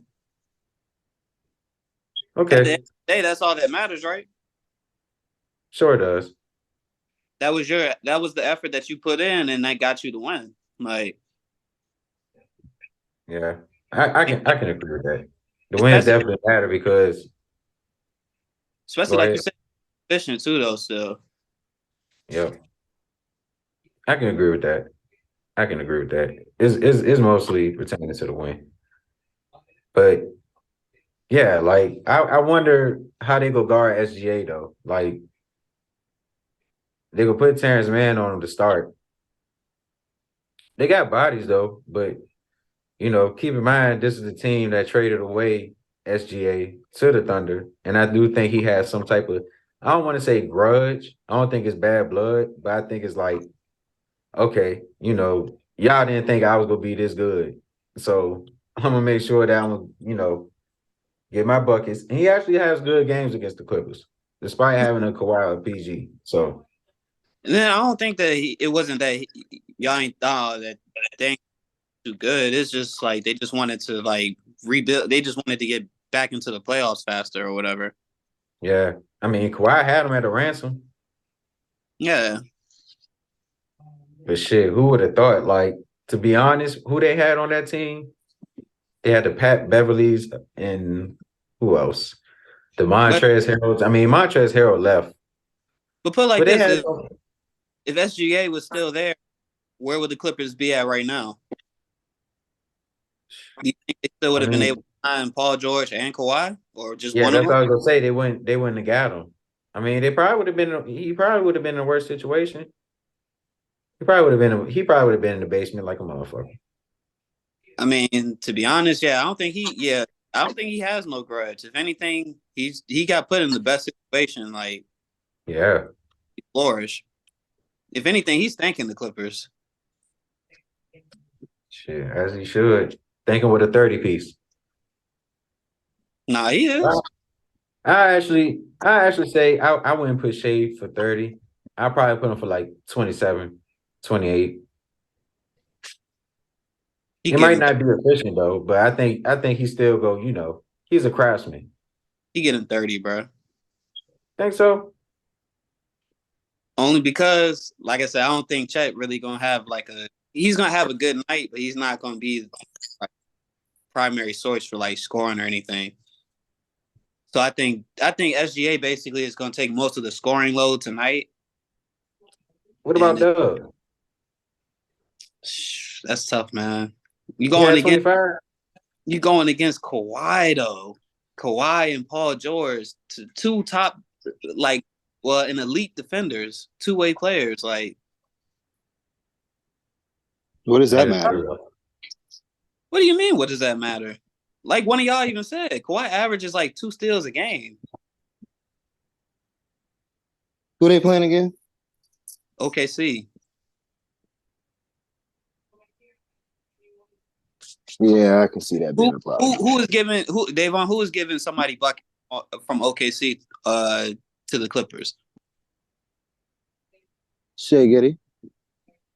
Who? I mean, Shea. Exactly. That's the only person I said that's going to end up taking most of the scoring load. So, I would bet 30 on him, to be honest. Shit, I ain't going to go like 35, but yeah, 30 would probably be a good mark for him. I ain't gonna go. All right, I'm gonna take your word. I'm gonna take your word because you're talking good about my dog. So take yours because I'm gonna do that. I'm gonna just take him for 30. I mean, this supposed to be the bro parlay. So I'm gonna go with your optimism. I'm gonna go with your optimism. Nah, let me go get on FanDuel. I try to wait at least until like an hour or two before games really start, and that's just because like the whole players and shit. I don't know whether they've about to be injured or whatever. Like, I ain't know all them games came on early like that yesterday. Anyway, that's why I was thinking they came on late. That's why I ain't placed no bets on them first a couple earlier games. Yeah. Yeah, no, MLK, they always try to have like a lot of games. Yeah, on MLK they be trying to have like, I don't know. The Atlanta game, I love the Atlanta games though. It's just to fulfill the story. Hey, you know what's crazy? my first day getting locked. My first day getting locked up, bro. It was MLK Day. It was MLK Day in 2020. Bro, I got locked up in the jail, bro. Tell me why. They had the best fried chicken I have ever tasted in a jail on that day. God damn. My very first day, bro. I was like, what the fuck? This what jail food is? Man, it was not like that, bro. Like they played like they paid special appreciation to all the black motherfuckers, bro. I swear, like it's like that's why I don't be thinking white people deserve to have the day off like we do. Maybe that's saying a stretch, bro, but like it's not saying a stretch. What the fuck? We really should get paid to go home. Like we should be paid to take the day off on Martin Luther King. If you fucking on Martin Luther King Day, if you're black, if you put African American on your application and you are black, you should get the day off and get paid on MLK Day. The fuck? Yeah, but that's almost like that almost sounds too right, don't it? Oh, it is too right. Because you know it's too white. Let society tell it. Yeah, man. God damn. But we don't want the party thing. We pro that though. This is just parody. What do I know?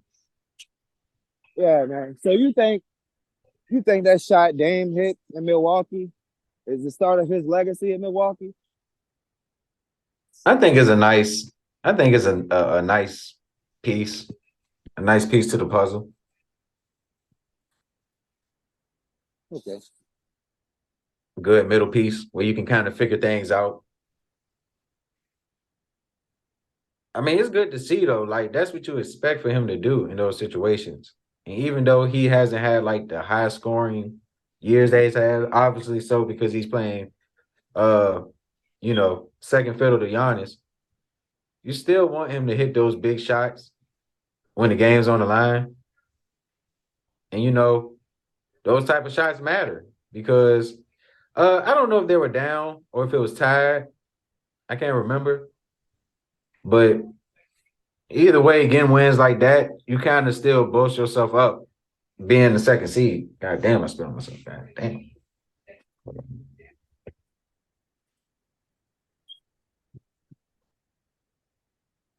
But yeah, like shit, you need performances like that to retain your spot as a top team in the East.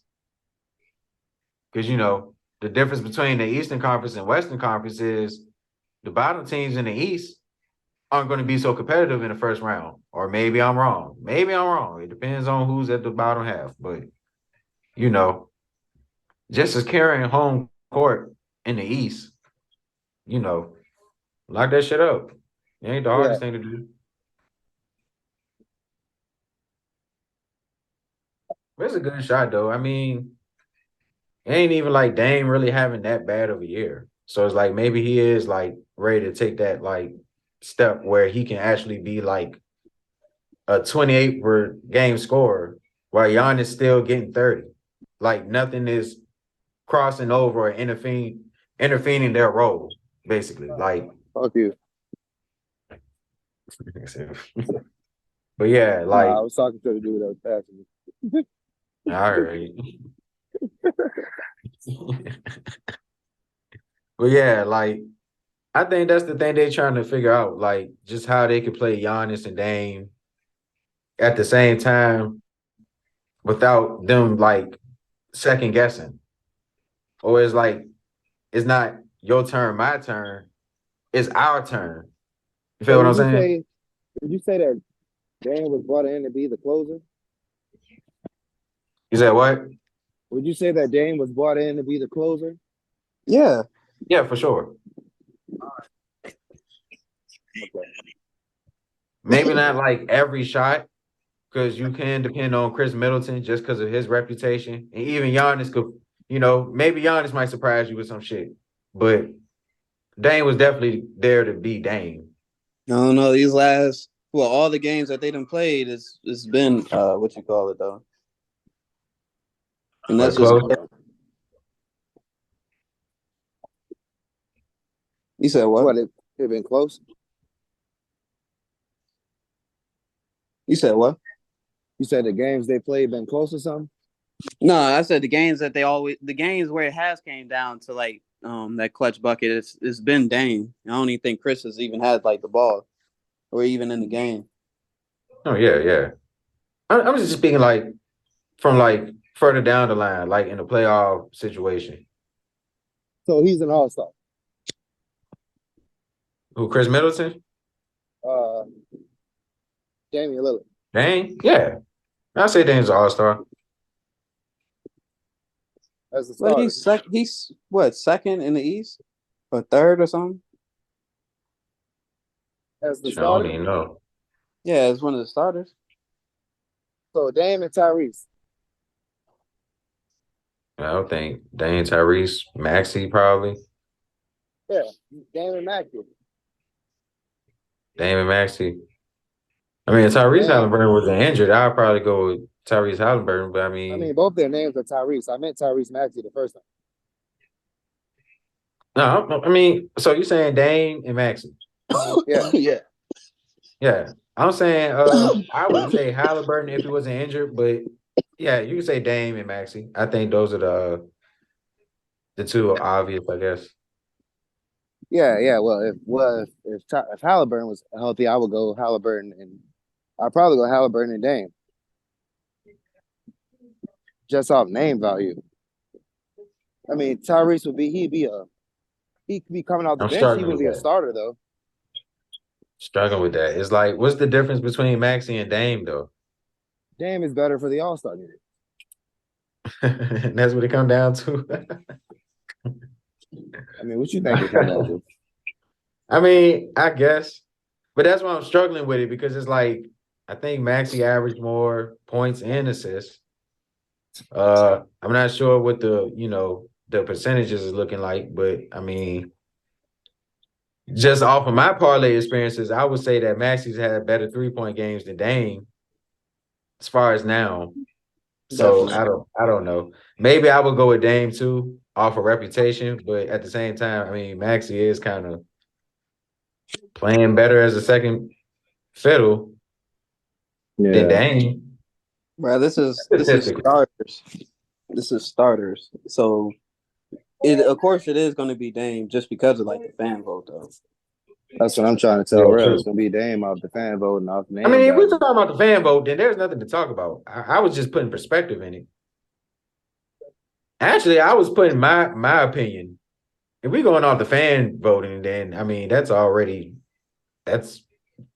it is. They ain't got no orders up there. So who is leading in the East? You said Dame like third or second? I don't know who's third, first, or second. I know that Dame has a high all-star value, like probably second. I would think he like second. Shit, who's to say he not first? Who you got to compete with? For the guards, I would have said Halliburton would have been the first choice. Yeah, and then maybe Dame. He should make it back before All-Star, I believe. But he probably sit out. Regardless.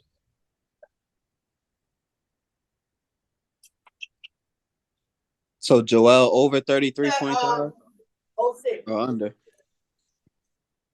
I'll probably go 33. Is that what's the lowest positive? What's the lowest plus? You said 35. You said 33.5. It ain't got that up yet. It just got their player points when you first click on. I'm gonna go with Joel 30. Period. So 35 with 35. Oh, you say they don't. Yeah, they ain't got the individual yet.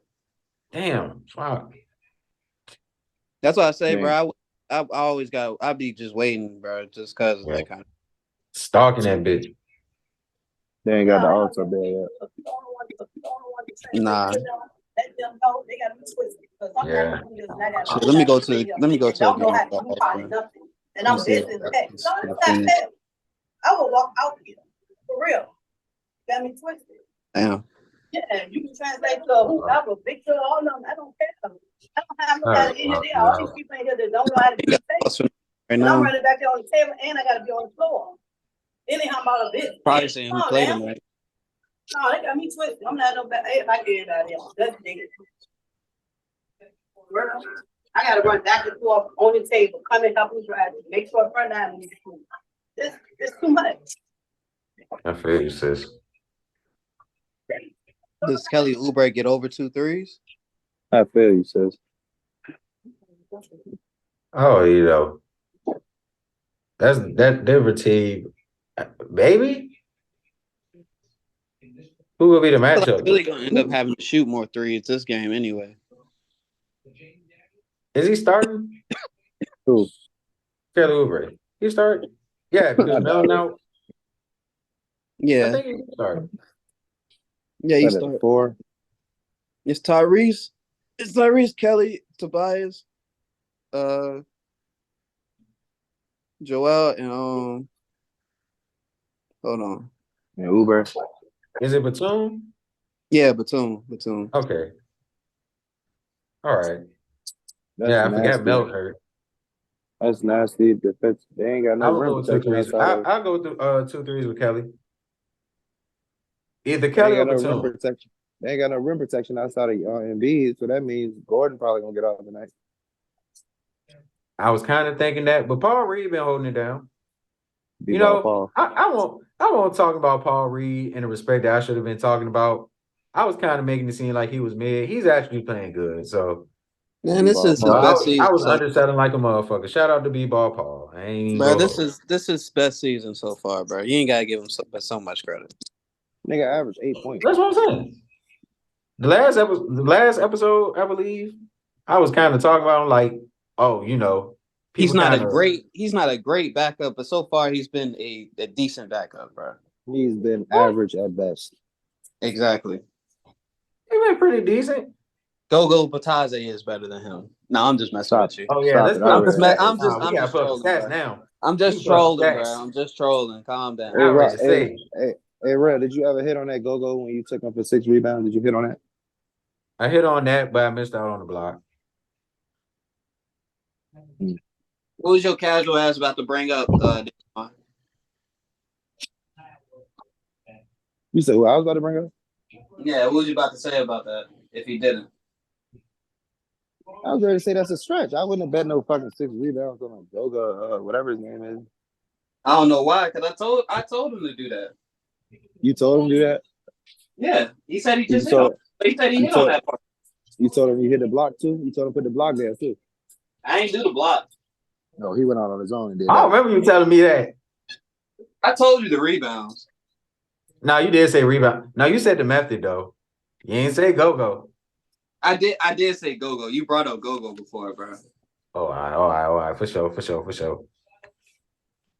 Okay, Messiah. Mr. Messiah. As the Messiah. It's a real guru in here. I don't know what the other niggas be talking about. Got the guru, got the Messiah, and you know, of course, I'm Nicodemus. They got Spanish people in here that work for black people. They ain't got no translator. So how the fuck they supposed to serve the Spanish people? They probably talk Spanish. No, they don't translate it. So they got to bring the manager to the front to try to talk to the Spanish people, and she don't know Spanish either. I was speaking Spanish yesterday because I seen this Spanish cashier that I fucking hate. Cause she always asks for my ID knowing goddamn well I'm over 18, over 25. Like she seen my ID before, but the couple of times I ain't had it. She be asking for my ID. So I hate the bitch. So it's like they smell when you ain't got that fucking ID, bro. Man, that shit crazy, bro. So I'm just like, man. So she was at the register last night. So I'm like, oh fuck, this bitch here? This late at night? What the fuck she doing here? Man, tell me why, bro, man. Bro came out the back. Cool ass nigga, bro. He came out the back. I was so happy, bro. And he came to the next register, bro. Man, I went to that next register so fast, bro. I didn't even know if he was on that joint. I just went to that bitch. I'm like, yeah, can I get those relos? Can I get them out? Type shit. Man, she over there looking at a nigga, bro. She's staring at what the fuck going on. Looking like she ready to ask, like, does he got his ID? But by that time, bro, she was already busy. I already got my shit. So I was like, yeah. I was like, you know what I'm saying? I was like, what did I say? I was no bueno punta.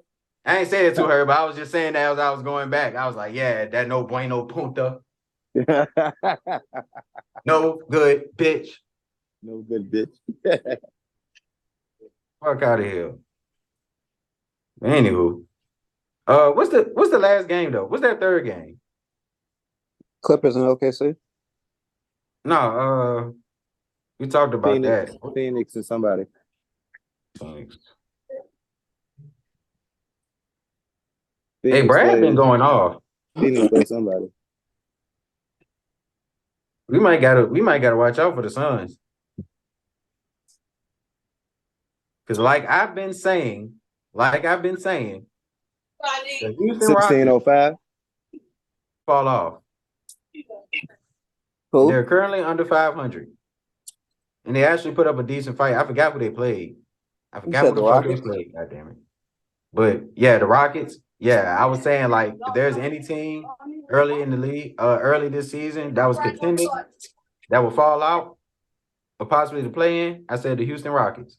Man, anything can fucking happen. Right now, you even see the Jazz on like a how many game win streak? 6-game win streak or something? Nah, nigga said Larry Marketing was the closest thing to Dirk last night. I almost threw my phone at the window. Hey, chill out, bro.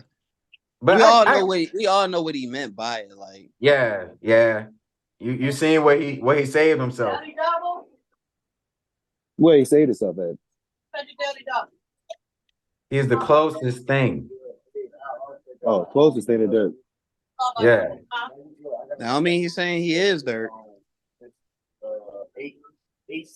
And then the only reason why he's probably saying that is just because he's 7-footer that can actually move well like that. Well, probably like Dirk. Probably don't have the same moves or nothing like him. But I mean, he can move well for the size. He got a decent game, but he don't got the dirt bag.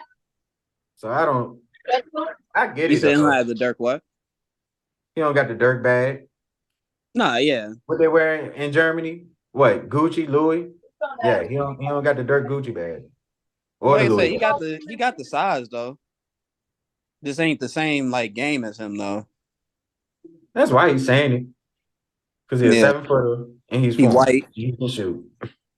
Well, yeah, foreign.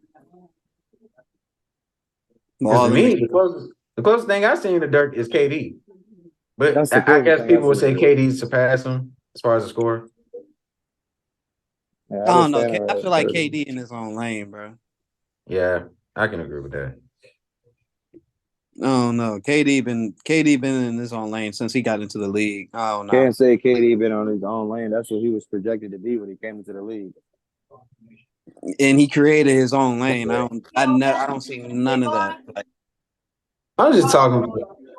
When I say that, I'm speaking more so of like a bag. You know what I mean? Like 1-footed fadeaways and trail threes.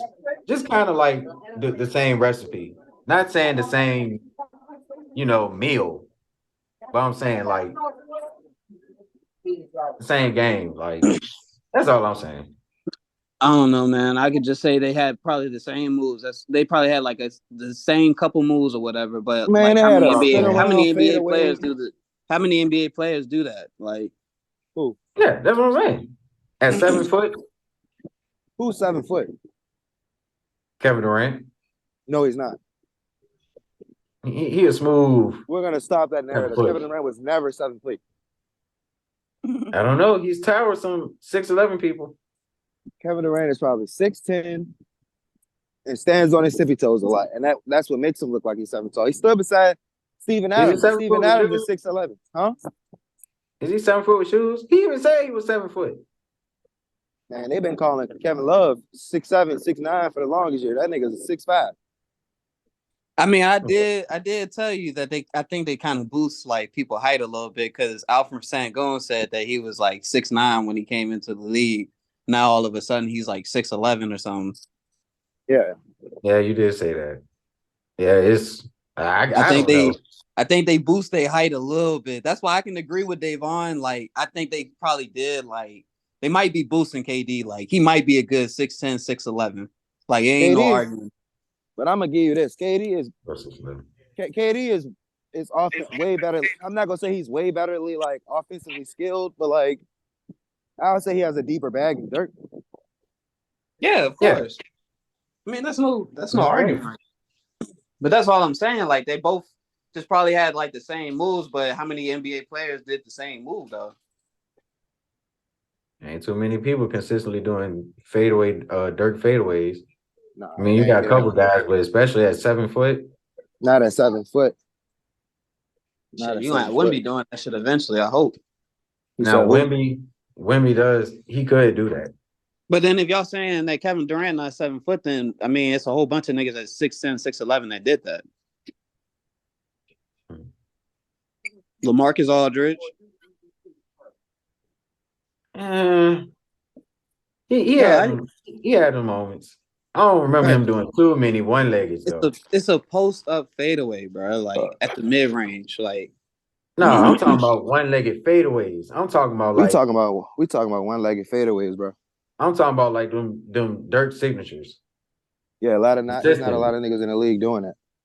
I'm talking about eliminating the defense because they can't get past you because you got your damn knee up. But then still, how many 6'10", 6'11" people since Davon is saying that he's not 7 foot? I'm talking about Kevin Durant then. I would say Jason Tatum does it. What is Jason Tatum? Is he? Some people say he's 6'10". That's probably a boost. Jason Tatum is probably a solid 6'9". 6'9". Solid. He be doing that though. I told y'all, brother, they boost your height a little bit.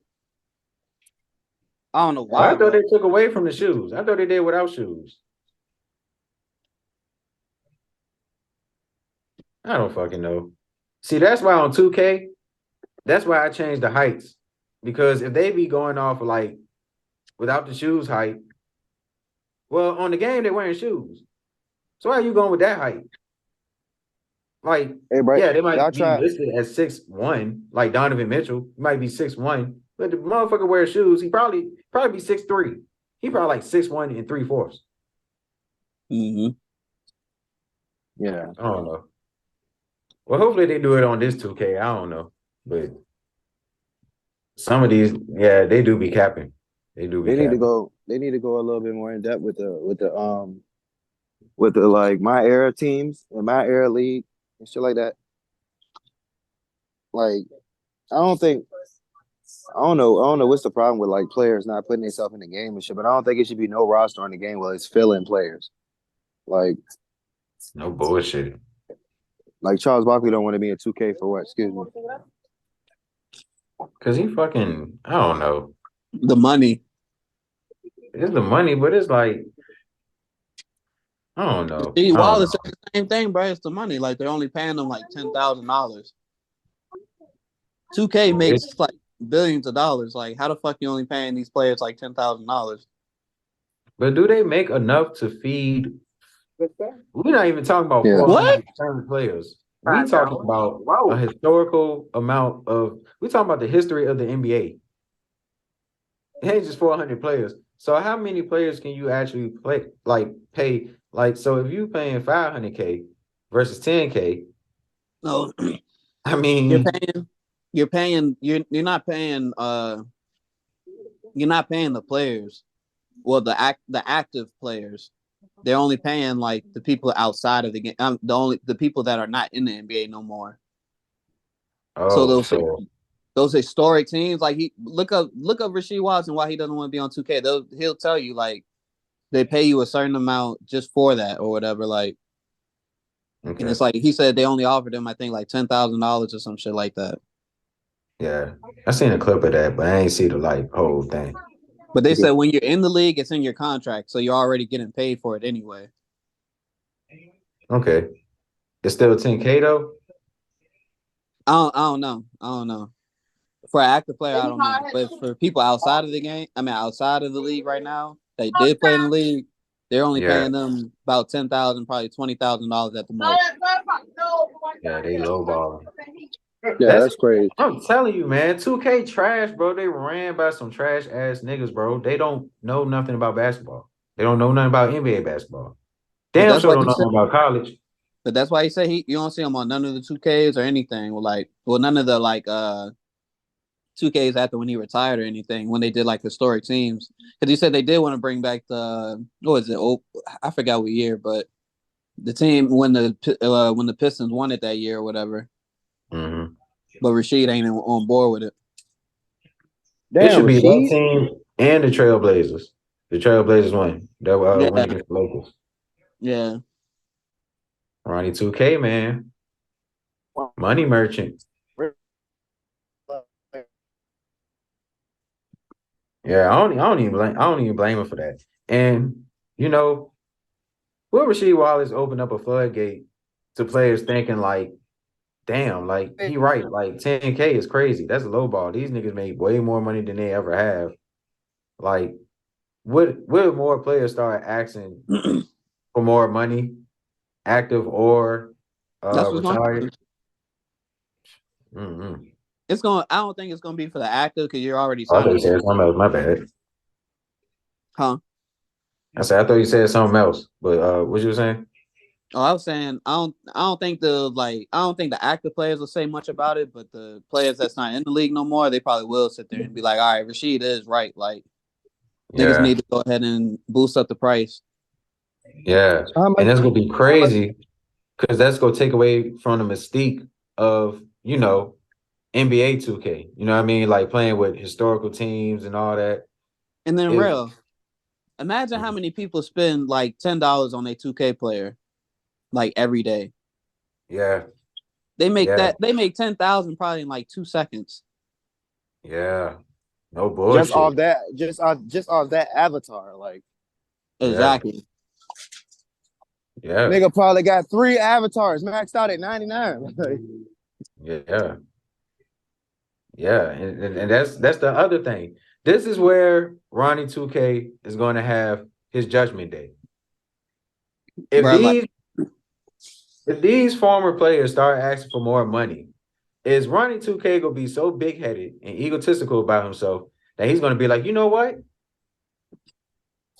This new generation, they got a lot of fans, they got a lot of support, and also this my player stuff, which is generating a lot of money without the NBA at all.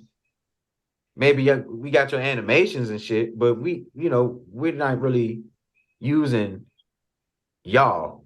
They're using builds. We don't really even need to pay y'all niggas. You know what? Y'all can take y'all historical teams and y'all can shove it up your goddamn asses. Pause. But that happened, bro. But what if he do that though? What if he be like that? Like, could that possibly backfire? Like, because I don't think he'll take too much of a big hit on it, because how many like people play 2K run with like the historic teams all the time, like yeah, it's mostly like the kids or like the older people. NBA teams. Huh? I would say how many people play with the actual NBA teams, like quick matches. Like niggas is either playing my player or like the fantasy jump or the my card jump. Exactly, bro. That's why when I got the game back and started playing this joint more, niggas is just like, bro, get on my player. Like, niggas don't be sitting there playing no damn quick match no more. Like, I was like, bro, come on, bro. And then now y'all see me now. I do the same shit. I'm like, bro, yeah. The only thing I'll play right now is probably like my player. Like, yeah. And it's not a bad option, but I just feel, I'm telling you, man, Ronnie 2K, bro. He's Niggas disrespectful. not even interested in playing with the players. Like, that's crazy. No bullshit, bro. Niggas don't get the game to play with the players. Like, niggas get the game to create their own player and play with the goddamn. Yeah, that's crazy. Like, so like. I mean, can I also say another thing? Go ahead, finish. Why don't he just like make a specific game for that version? That's instead what of I think. loading all that. Instead of loading all that other shit that's taking space away from the game, why don't you just make the game specifically for my player, and all that other space can be used for multiple parts and all different types of shit. Like, I don't know. I think it make it an open realm basketball game like GTA. Basically. But maybe that could backfire. I don't know. I don't see why it could backfire. If anything, you have the NBA fan base that's just going to buy 2K to, there are people that still play with the NBA teams and all that shit. And I think a reason why it's on the decline is because 2K be shitty sometimes. Like 2K don't really know how to grade players. Like they'll try to keep up, but they don't know how to be consistent with these players' skill sets. So it's the kids, so it's playing with your favorite player. Huh? What'd you say, Rob? I said it's the kids though that's really keeping them like in business, because they're the ones who's really putting all that money towards like my player and stuff too. They're the ones that's gonna really keep buying that shit. Whereas we know, every Christmas, like, every birthday. Yeah, like we know we've been playing 2K since that shit really came out, bro. So yeah. We're already sitting there like, bro, I don't know if I'm even get 2K this year or some shit like that. This might be my last year or something. Like, yeah, I'm still nice on this joint. I'll just play this joint for 2 more years. Like, you'll never know. Like you never know. Some niggas got their own favorite 2K and still probably playing that 2K because it's better for them. No, they do. Shit, Zell, his son Zai, he be playing 2K he be playing the old 2K and he still be playing like in the like the rec or whatever against other people and shit. So other people are still playing it. Yeah, they ain't close. I don't even think they closed 2K20 rec jump down yet. If I'm not mistaken. They closed that one. I think they just closed 22. 22, so it's only 23 open. 23 only open. Yeah. That probably closed next year. Yeah. And they do that just so that you can buy their shit, bro. That's it. Exactly. So it's all fucking set up. Like, yeah, that's kind of fucked up though. I mean, hey, why bro. keep making a new 2K every year instead of just making one 2K and just uploading the roster? Bread, bro. The bread. Yeah, the bread. Yep. Well, you gotta pay the $50 for the upgrade patch then. I mean, that's I fair. mean, that's basically all it is now. Instead of if you going make out and it, get a physical copy. this You the don't thing. have to. You know why that's not the best idea? Because what if there are people that just be like, all right, fuck it, I don't want the update. I'm good with this. As long as it don't run out. This the whole 2K, right? That means it's limited. Like, But It's that's what I'm limited. saying. It's already the same thing then, bro. Like you're not gonna be able to play against like the people who updated they shit. So then it's just like playing like the old 2K, like 2K, yeah, like playing just 2K23 again or something. Like Right. You're not gonna be able to play against people that are already updated this shit. Yeah. and then if it's just one game, it's no expiration date. So people can settle just playing that game forever if they want to. You don't have to spend $50. Yeah. Like If you how just the like the iPhone game, is. Yeah. yeah. Yeah, like how the iPhone is. They just had to update. You can choose not to update your phone and run it the same way it's been running if it works better for you that way. Yeah. Like, so I don't think he want to give niggas too much option when it comes to his monopoly, because he knows it's a monopoly that can't nobody else make a NBA game because they got the official license to the NBA players. So it ain't like he got to worry about NBA Live having a rebirth because they ain't got the rights no more. It's not an open league. You know what I'm saying? So like, he know that he can critique. He probably fuck with the player ratings because he knows it's gonna be a fucking hoopla about it. Probably so. I mean, but the NBA probably has a part in that too, though, just so then they can get players like I don't know, get do something to a player's story or some shit like that. Because the shit with like Russell Westbrook, that shit was all over social media. Like, bro, you got this nigga at like a 79 now. Like, are you serious? I looked at those ratings, bro. Because every time I go to your crib, I look at the ratings, bro. The most disrespectful shit is like it was like his offensive awareness or his IQ or his shot IQ was like at 25 or some shit like that. Like they literally like lowballed the fuck out that nigga, bro.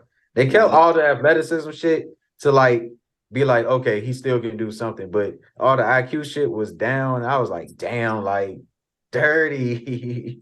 That's dirty. fucking nah, it's dirty. That's why I don't, because they be biased though. Like you gotta look at the niggas like when I see ratings that's just like, what the fuck? Like this nigga. But yeah, when I be looking at ratings that's like obviously like wrong, I'll be like, okay, let me see what this nigga did. This nigga say 2K suck or some shit, or they ain't get it right. And sure enough, it'd be a nigga saying, man, 2K ain't shit, I don't even play that game. I'd be like, damn, yep, I see why. I see why they say your scoring tendency is 75, but you a 24-point scorer. That don't fucking add up. Ratings be low as a bitch, but your percentages look like this. Like, come on now. And then Ronnie having a temper tantrum. Dead ass. You see how he treat himself? He act like he a celebrity. Like he don't act like he's like a supreme doctor or like a supreme ambassador of 2K or the NBA or something. Like he don't carry himself like that. He carry himself like he dripped out and shit. Like he part of the wave or something. Like you like 47 or some shit like that. Like cool it. Like you're not really that guy, bro. You just I don't want to say he ain't that guy because he's built a phenomenal franchise. Even though the shit can make your fucking head explode, you still play the shit. So you gotta credit that. But at the same time, this nigga be like, oh yeah, look at me, brought it 2K. I'm a little dirt. Fall right down, you know I'm finna pick up. You know every situation got a tick up. I learned to work it out, bust a sit up. And if I got it, Money 2K, change my 3-point rating right now. For years, NBA players have been obsessed with their 2K ratings. You're on 90. Oh my God. The fuck you with Lil Durk for? Like, that's cool. But why you glazing it? Like, why you can't let Lil Durk be like, oh, I'm a Ronnie 2K? Fucking groupie. And fuck around, put Dirk and Drewski on the game. Like, you crazy motherfucker. What are we doing here, bro? That shit is GTA. That shit is GTA, bro. It's just in basketball format.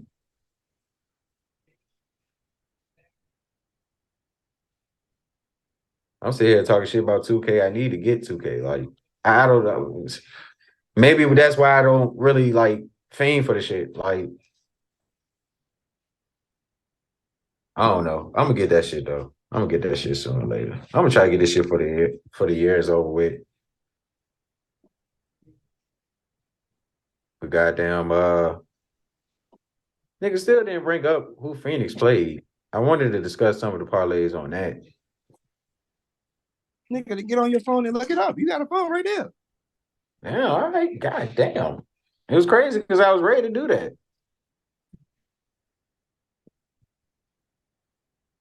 You know, nigga phone be moving slow. Really what the fuck I was trying to avoid. Matter of fact, I guess.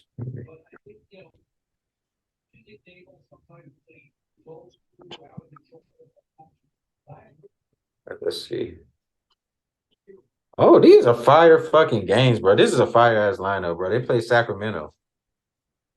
Who? It's 3 games, Phoenix. It's 3 games, but that's a fire ass lineup.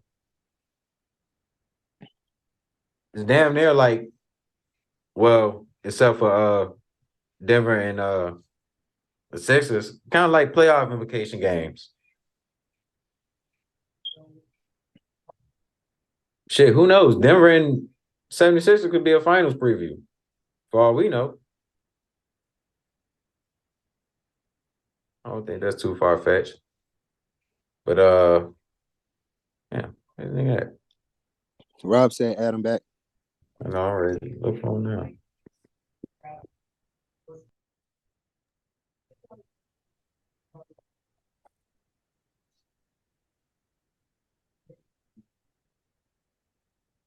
A bad player partner. Shit. I bad my dog. I ain't even see it. I was trying to look up this FanDuel jump. No, you good. My shit have died. I'm on some money, bro. But yeah, Phoenix play Sacramento. Like those 3 fire games. Nah, it is. Brad Bill finally healthy. He ain't been hooping. I would say, I ain't gonna lie, I probably put 18 on Brad. I know there's a reach, but I think Brad been like on the heater lately. I don't think that's a reach. He's gonna be wide open. Yeah, true. That's That's really at what I'm hating 34 on. on them last time. Shit, yeah, that's looking friendly right there. 2 threes.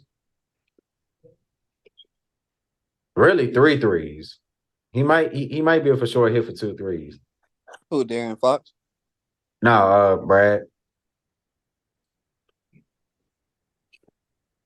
Man, he gonna have opportunity. Yeah. I don't know, man. The Suns, they helped me win one parlay, so I might go do that again, man. Yeah, you got to split the block. And it's I'm just against mad what Sacramento. happened yesterday. Damn. I ain't gonna lie, this looking like a hitter for you. Bro, I'm telling you though, yesterday I was doing like 30, 40, and then I even did like a $70 bet, bro. I just was like, fuck it. Jesus Christ. But like I said, I was rushing, bro. If I would have just really just sat down and then just took my time on it, and then didn't even get like so money crazy about it, I probably would have hit on something for real.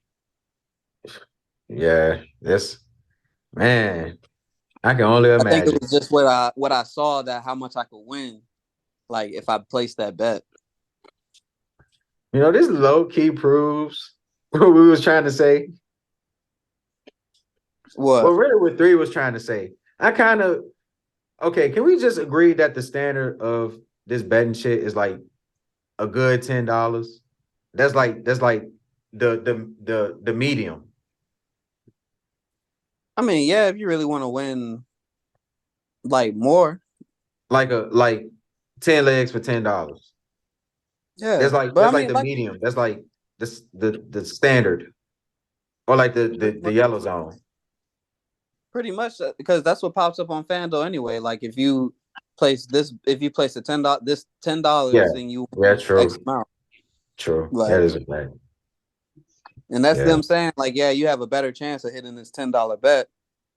Just because, well, not even saying you have a better chance, because you could choose two crazy shits or whatever. Like, no but bullshit. if you're really sitting there thinking about it or whatever, you have a better chance of placing a $10 bet and hitting, I guess. Yeah. Yeah, that's agreeable. Because it's just the pain, bro. It's just the pain. Thank God you had play money. Thank God you had play money. Oh, But hell yeah. I wasn't using my real money with that. Pain, bro. Bro, I'm telling you, bro. That's where I'm at now. I can't believe some of the things I did. Don't let me find a girl that will let me create an account on her shit. Because I swear to God, I'll do the same shit again. That's a finagle right there. No bullshit. Yeah, you don't watch this shit. Let me see your phone real quick. Download this app. Like, just put in your social. That's it. I promise you. I send you the money and everything. You upload it and all that. That's it. You ain't using none of your money or none of that shit, bro. I'm trying to win us some money. Baby, if I hit on this, you going to Brazil. FanDuel. Because most of these betting apps right now, they're sitting there saying, like, if you sign up, then you get, credits and shit. Well, like $100 or $150 credit. Just from, but you gotta place like a $5 or $10 bet or something first, and then they'll give you the credit. Shit, I think of me some plays. It's crazy because everybody has FanDuel. I think everybody just. For real, I think I gotta place like another $10 bet or something on her account, and then I'll get that $50 credit just from sending her that invite. Word. Shit. So I mean, I try to do better with that one, but I was ready. This is how desperate my ass is. I was ready to think about using the kids. I was ready to be like, you ever thought of using King's information? Nigga, as soon as they see how old he is, bro, they can be like, yeah, something fucked up. Hell no. Nigga, you type in your whole social, all that shit pop up, bro. Bro, that's desperation like a motherfucker. Shit, Nadia, she got about 2 more years. She got almost about 2 more years, and then I might use hers. Shit. No bullshit though. Yeah, shit. Yeah, let me introduce you to the real word. Yeah, FanDuel. Hop on the way. I mean, like, I don't need your phone real quick, baby. I'm sorry, but you gonna have to let me see that phone real quick. All that shit your mama telling you, cap. Yeah, you got to pay student loans. So go ahead and watch these sports. Remember $2. all them times I used to pick you up from work and shit? Yeah, this it's that time. Debts need to be paid. You in the real world, baby. You in the real world. Wait till you see about Donald Trump. That nigga say you in the real world. Yeah, that's all my mom tell me. Shit, I'd be like, bro, all right, I'm tired of hearing that shit. No bullshit. Bullshit. Like, I get it now. Like, like it done got real with me a lot of times. Like, okay, I don't want to hear this shit. Yeah, like, I got gray hairs now. Like, I've been through it now. Like, yeah, spare me the fucking lecture. Like, yeah, 2008. What the fuck are we doing? I can talk back now. Yeah, like, do they know that? Bruh, matter of fact, it's not even that. I can just get up and actually leave and go to my own house. Like, I don't care. Like, the fuck.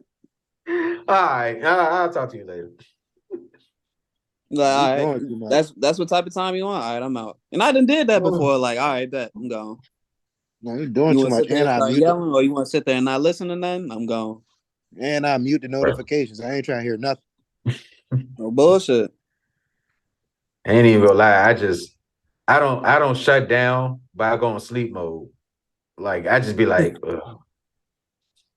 I start thinking in my mind. I think of some other shit. I be thinking about sports. I be thinking about anything, bro. Shit. Like, bro, you done said the same thing for years. Years. I get it. I almost can say what you're going to say. Man, I already know Mr. Brown done preached the whole damn Bible to in your ear. Oh my God, that nigga. No, that's the worst right there. He calm down now because of the age, but Real Revelations 18:36. Real? What's that smell, Real? Goddamn, Real. No. He said, I smell that weed you smoking, Real. Let me tell you this. Real? Revelations 18:36. Thou shalt not smoke. Going to hell, Real. That was lettuce, Real. Damn, nigga. That shit is not booming like that. And sure enough, that bitch was booming, bro. No bullshit. That bitch was booming. I'm just surrounded by it. I'm not smelling it, but I'm smelling it. I'm not thinking that shit going through the crib. I'm like, oh no, I got to switch up the program, bro. Got me a little, what did I use? I used a pill bottle or some shit. I grabbed something, bro. I used the bottle, bro, and I just, put that bitch some toilet paper or some shit. Put it in the bottle. Put that shit in a book bag. I put like 3 hoodies on that bitch. 3 hoodies. Like, nah. I ain't have to worry about that shit, to be honest, until I actually came back from college and shit. But then even then, I would just keep that shit in my car. Yeah, but shit, hey. I mean, thank God we won't like, and in our time, heckler won't hot, but now it's a little hotter. But still, even then, if a nigga just happened to walk by and smell that shit, oh my God, I hope I catch a nigga. Like, that's the only thing I would be fearful of. But yeah, that's probably the best move, to be honest. Just don't even bring that shit. Hey, Davon. Nope. I wanna say, was you with us that day when I think we was around Rachel crib or something and niggas was smoking, or I think y'all was just smoking. And then the police had pulled up or something like that. Did that happen? I don't remember that. I don't know if Rel was with us, but I think Jordan and Jermichael was with us. Oh, okay. And the police pulled up. What was we at Rachel crib? Yeah, we was around Rachel crib, like smoking in front of somebody's house. This is interesting. Tell more. Like, how did this come about? How did y'all have y'all y'all rendezvous? Bro, I think niggas was just trying to find somewhere to smoke or something, and then they just wasn't trying to go too far or whatever. So then we just walked around like Rachel area and stuff. I don't know whether we was just standing in the same spot, but I think we was just kind of walking around in that area. But then somebody had called the cops on us. We didn't see the cops until we actually turned around and saw that they didn't have their lights on. And then they cut their lights on, and then they was just trying to see what everybody was doing. Yeah. But at that time, I think Davon had just threw. It was either Davon or Jermichael had just threw the blunt. They had already put it out because they was finished with it. And then I think Davon was smoking the black. So all they could smell was like the black anyway. They couldn't really tell what niggas was actually doing before. I can picture it, but I probably won't dare. I don't know. I can picture it though. Like, I can picture it. Who the fuck called the police? Who the fuck called the police on us though? It was somebody in that neighborhood because we was standing in front of somebody's house for a little minute. Hating ass nigga. I thought we was universally accepted in our neighborhood. Was it the lady across the street from Rachel's house that went on the side? Nah, it's like once you go. Nah, it's like once you go further around that curve, and we was like in the middle of it. Oh, that back part. Yeah. Oh, okay. Yeah, See, y'all niggas. I don't know if I was there. Niggas smoked around that part plenty of times. But niggas we smoked around that part plenty of times. You got to go to the bando though. Just go to the bando. Yeah, we tried out the front door of the bando. That's crazy. My heart dropped that day though. That little side part, that little side door that's always open. Like that little walkway, whatever. Well, we stayed right there. You can stay dry from the rain and everything. Shit. You talking about by the lake or by the bando? No, that house right there where we used to wait for our bus stop. Yeah. Where Stacy used to live at? Okay. You talking about the bando. Yeah. Where Stacy used to live at? Yeah, right. Yep. Right across the street. You don't remember Stacy? You remember Stacy? I remember Stacy, yeah. What happened to bro? I don't know. I don't know, know. bro. That was my nigga right there. That nigga was smooth, bro. No bullshit. That nigga was He crazy. was getting all the bitches around there too. Like it was like, oh hey Stacy. It's all right. Did you ever meet? Hey Rob, did you ever meet Kyle and Kevin? Probably if I seen him. This might be the longest pod, fellas. Shit. All right. Oh yeah, we can wrap it up because it's already 2:10. So shit, I guess we're soon. Any last regards before we go ahead head out? Fuck Chet. Wemby is be rookie of the year. Caparoni, baby. Caparoni. My nigga might be an all-star and defensive player of the year. Fuck around. Fuck around. Don't let them get the 1 seed. Don't let us get that 1 seed now. So far, AD got that. If they make the playoffs. If he made the playoffs, that is, man. Is that stat merchandising? What you mean? How would you like, bro? That's what you would say. Your team? Huh? Is that what I would say? Yeah, you would say something about like, oh, it matters if they make the playoffs or something like. No. Not for no defensive player of the year. Bruh, whatever, bruh. Not for defensive. When the last time defensive player of the year been an 11 seed? 10 seed. But that's what I'm saying though. If they actually get in the seed. playoffs by like being like at least an 8th or 7th seed, he could still win that joint, bro. It ain't hard. But I think somebody like Giannis will fuck around and win that bitch before AD. If they don't make a run, if they're the 8th seed, I don't think I can't see it, bro. They probably give it to Rudy Gobert if Minnesota's still number 1. Just off the strength. Yeah, I did say that too though. If AD don't win it, then it would be Rudy. That's why I said check because his like our team defensive ratings are pretty damn good, and I would say he's probably the most important piece. I mean, yeah, on the defensive end. That's not me glazing. No, on the defensive end, you're right.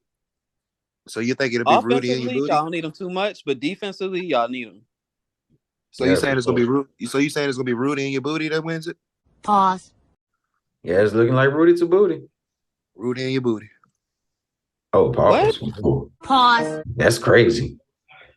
That's his name. Rudy. That's his name. Rudy and your booty. Rudy and your booty.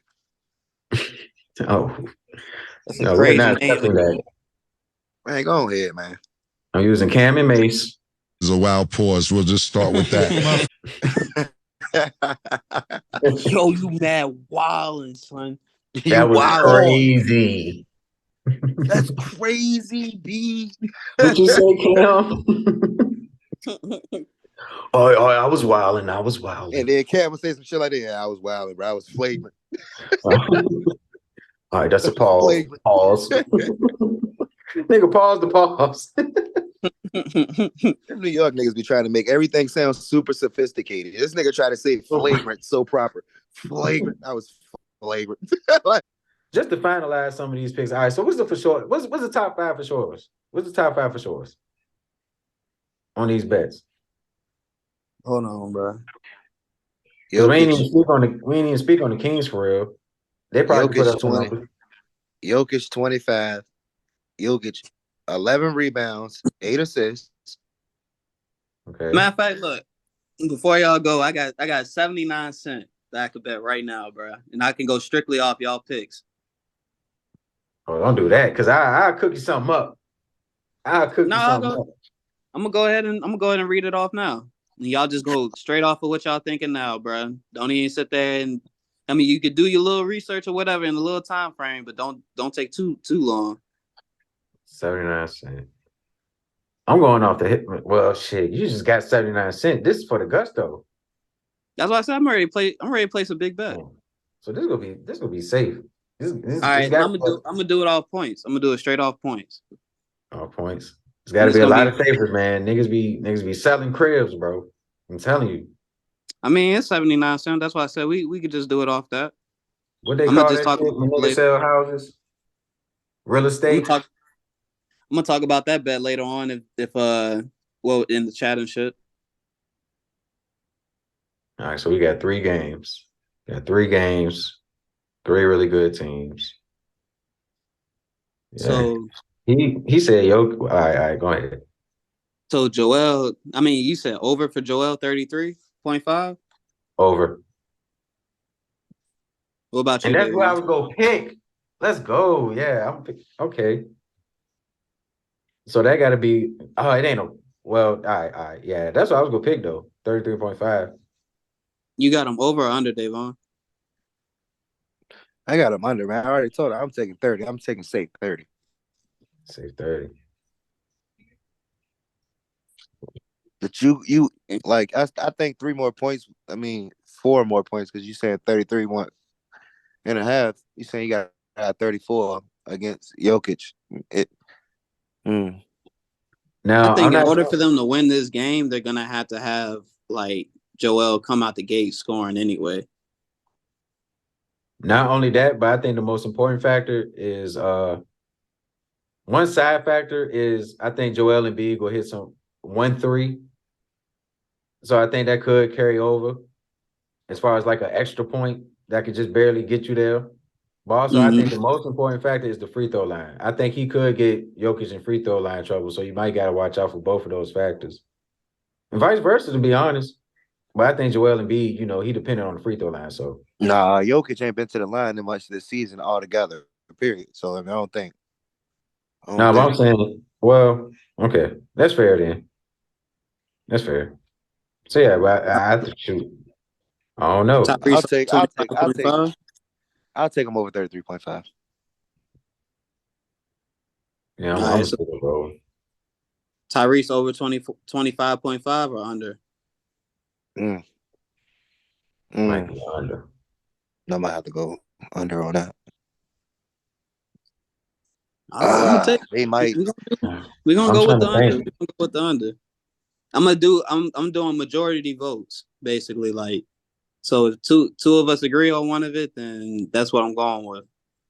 Okay, that's a bet because I'm shaky about that. KCP, he's an excellent defender, but in a regular season game, is he gonna want to chase around Maxey?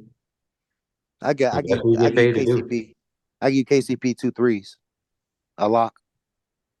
A lot. A lot. Sometimes he'll be taking them bitches sometimes. That'd be the crazy thing. He'll take like a good 3, good 4. So what about Tobias? Over 17.5? They got him at plus 100 too. He been on the heater. He got to face Aaron Gordon. They want you to take it if he on. Damn. You got to play against Aaron Gordon. That's his matchup. Pause. I might got to go pause, bro. What did he say? He said they just make you want to take it. Like, like. Hey, bro. Extra vicious. Yeah, damn, bro. Yeah, damn. Shit, you got Tobias, Nikola. I'm going under on Tobias. I'm going under. I think he might get like 15. 15 you points. You say you're going over on thick thighs? What'd you say? What? Now this nigga doing too much. What the fuck? Hella pause. What? Nigga, that's.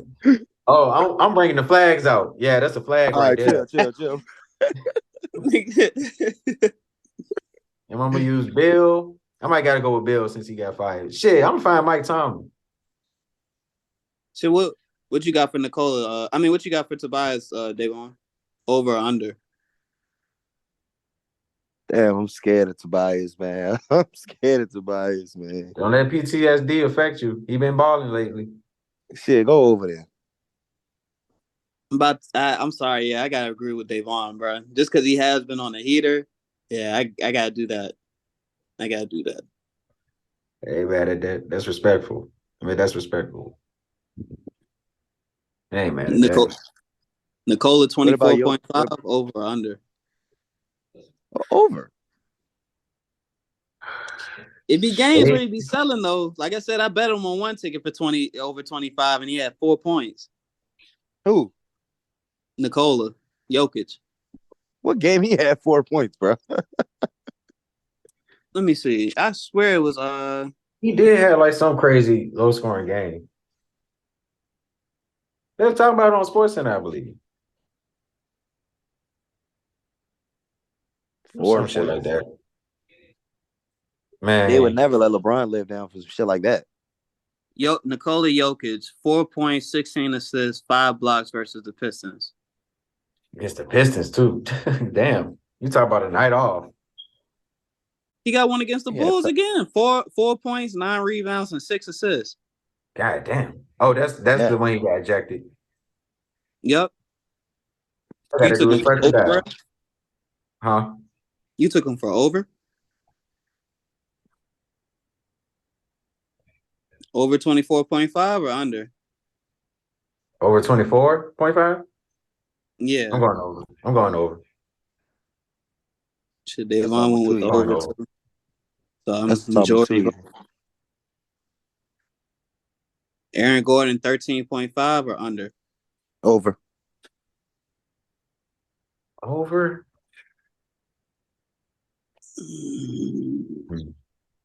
They gonna need a good game out of him, or are they gonna need a good game out of Porter Jr.? I don't know. Porter Jr. gonna have to deal with Kelly Oubre, so maybe they might shy away from that, because Kelly could clamp him, or at least play good deny defense. I'm sorry, I'm going under for Aaron. Under, okay. I ain't mad at that. I mean, you got the deciding vote though. Do I? Oh man, 13 and under. I can't think of no power. Oh, so I'm thinking about Batum. I'm thinking about Marcus Morris. I feel like Aaron Gordon can ball them niggas up if Nikola Jokic can find them in the proper spots. I feel like he can cash out on some good and ones maybe. But I mean, I see now where a lot of people are starting to run like a zone defense on like the Nuggets and stuff, especially when Aaron Gordon's court because he can't shoot. Yeah, true. So that's my only issue with him actually going over 13.5. Yeah, these zones is crazy. They're gonna leave him open for them corner jump shots. I mean, he might have a hot game, but then he might not. Might not. Since he came back, I don't know. He's been looking efficient. He like a better version of JR. He like a better version of Josh Smith. Oh, all right. I was ready to say JR. What? Would you say Josh? Yeah. I see exactly what you mean on that one too, though. I can respect that for sure. Yeah. He is what Josh Smith was supposed to be. I can't even say he's a better version. I would just say they're the same player. Man, hell no. I think he's more his IQ is better. I was ready to say the exact same thing. IQ is way better as far as like definitely taking like 3-pointers and shit. Because when he went to Detroit, bro was taking some crazy shots. Man. I mean, even when Aaron Gordon was in Orlando and had his own show, basically, like he wasn't taking no outlandish shots or anything like that. Yeah, Josh Smith went to Houston and averaged 18. What you mean off 3 points? Oh, 3-pointers? Yeah. You didn't see that one series where it was Josh Smith and Dwight Howard in the game, and Dwight and Josh. They dominated the Clippers. They dominated the Clippers. Oh no, man. Did they also play the Warriors too? Yeah, they had that comeback game against the Warriors.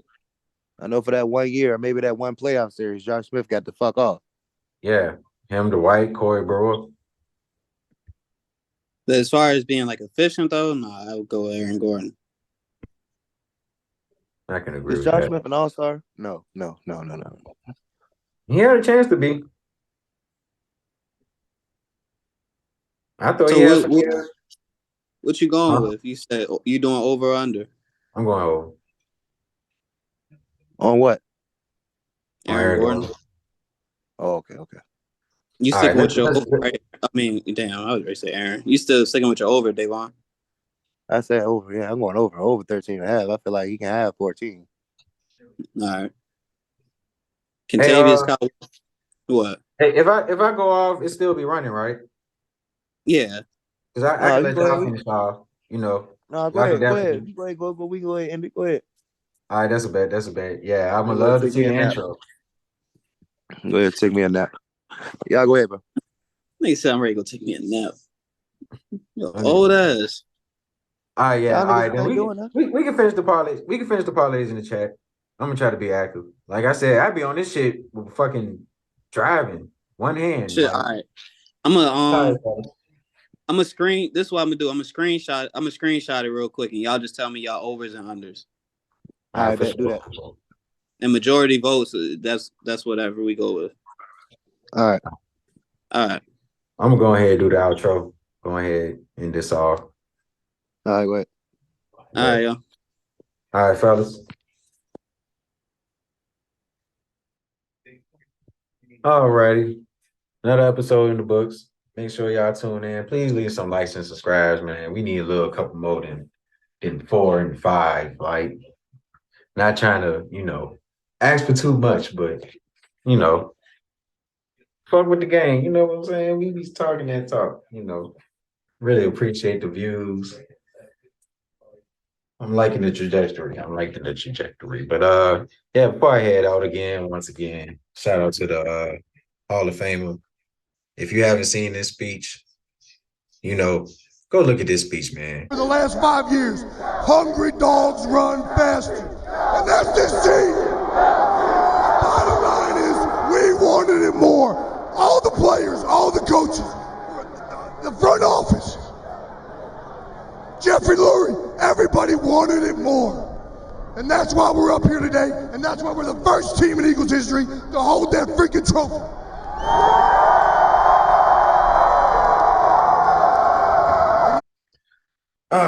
But tune in next time. Shout out to my dog, Jason Kelsey. Best of luck with the retirement.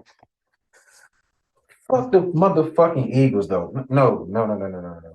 These niggas got blown the fuck out again, bro. Fucking Baker fucking Mayfield. Baker fucking Mayfield. He been on fucking 14 fucking teams in 3.5 fucking months. Y'all got this nigga looking like fucking Tom Brady. What the fuck, bro? And I ain't saying it's all Jalen Hurts' fault, but come on, man. 0 blitz. They take away 1 target. You can't find a nice bailout. Blitz 0. You can't run the ball against blitz 0. So they just did a good job of just taking away the run and just forcing us to make plays on the outside. And fortunately, we made a lot of them, but we missed some too. Is that the big step for you guys as an offense? And, you and Jalen and Dallas and AJ going forward to be able to make them pay when they blitz so much as they have over the last few weeks? I feel like we make people pay. We just got to do it more consistently. Man, we got to tighten the fuck up. Seriously, we got to tighten the fuck up. I can't even leave yet.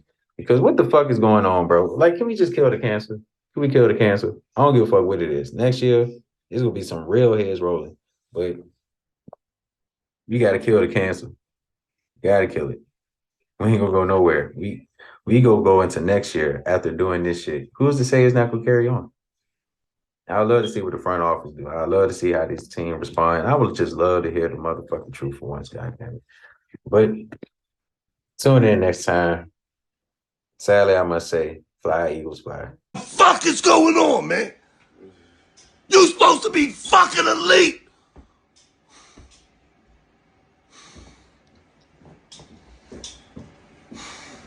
I'm done, man. I'm fucking done, man. I can't believe this shit, man. Let's go, birds, fly, Eagles, fly. Cry, Eagles, cry, goddamn it. They go trap. He always talk about 2 letters, cross tracks. He say he riding on whoever. Tar Heels, Carolina Blue Devils. We make it rain, blue hunters, new weather. I can't stand no nigga who talk that shit like he gon' shoot better. If you knew better, you do better. Broke my Rolex, we got a new bezel. Matter of fact, I did it 2 times, gave me a discount like I had a coupon. We straight forever, 2 lines, drinking no yellow and purple.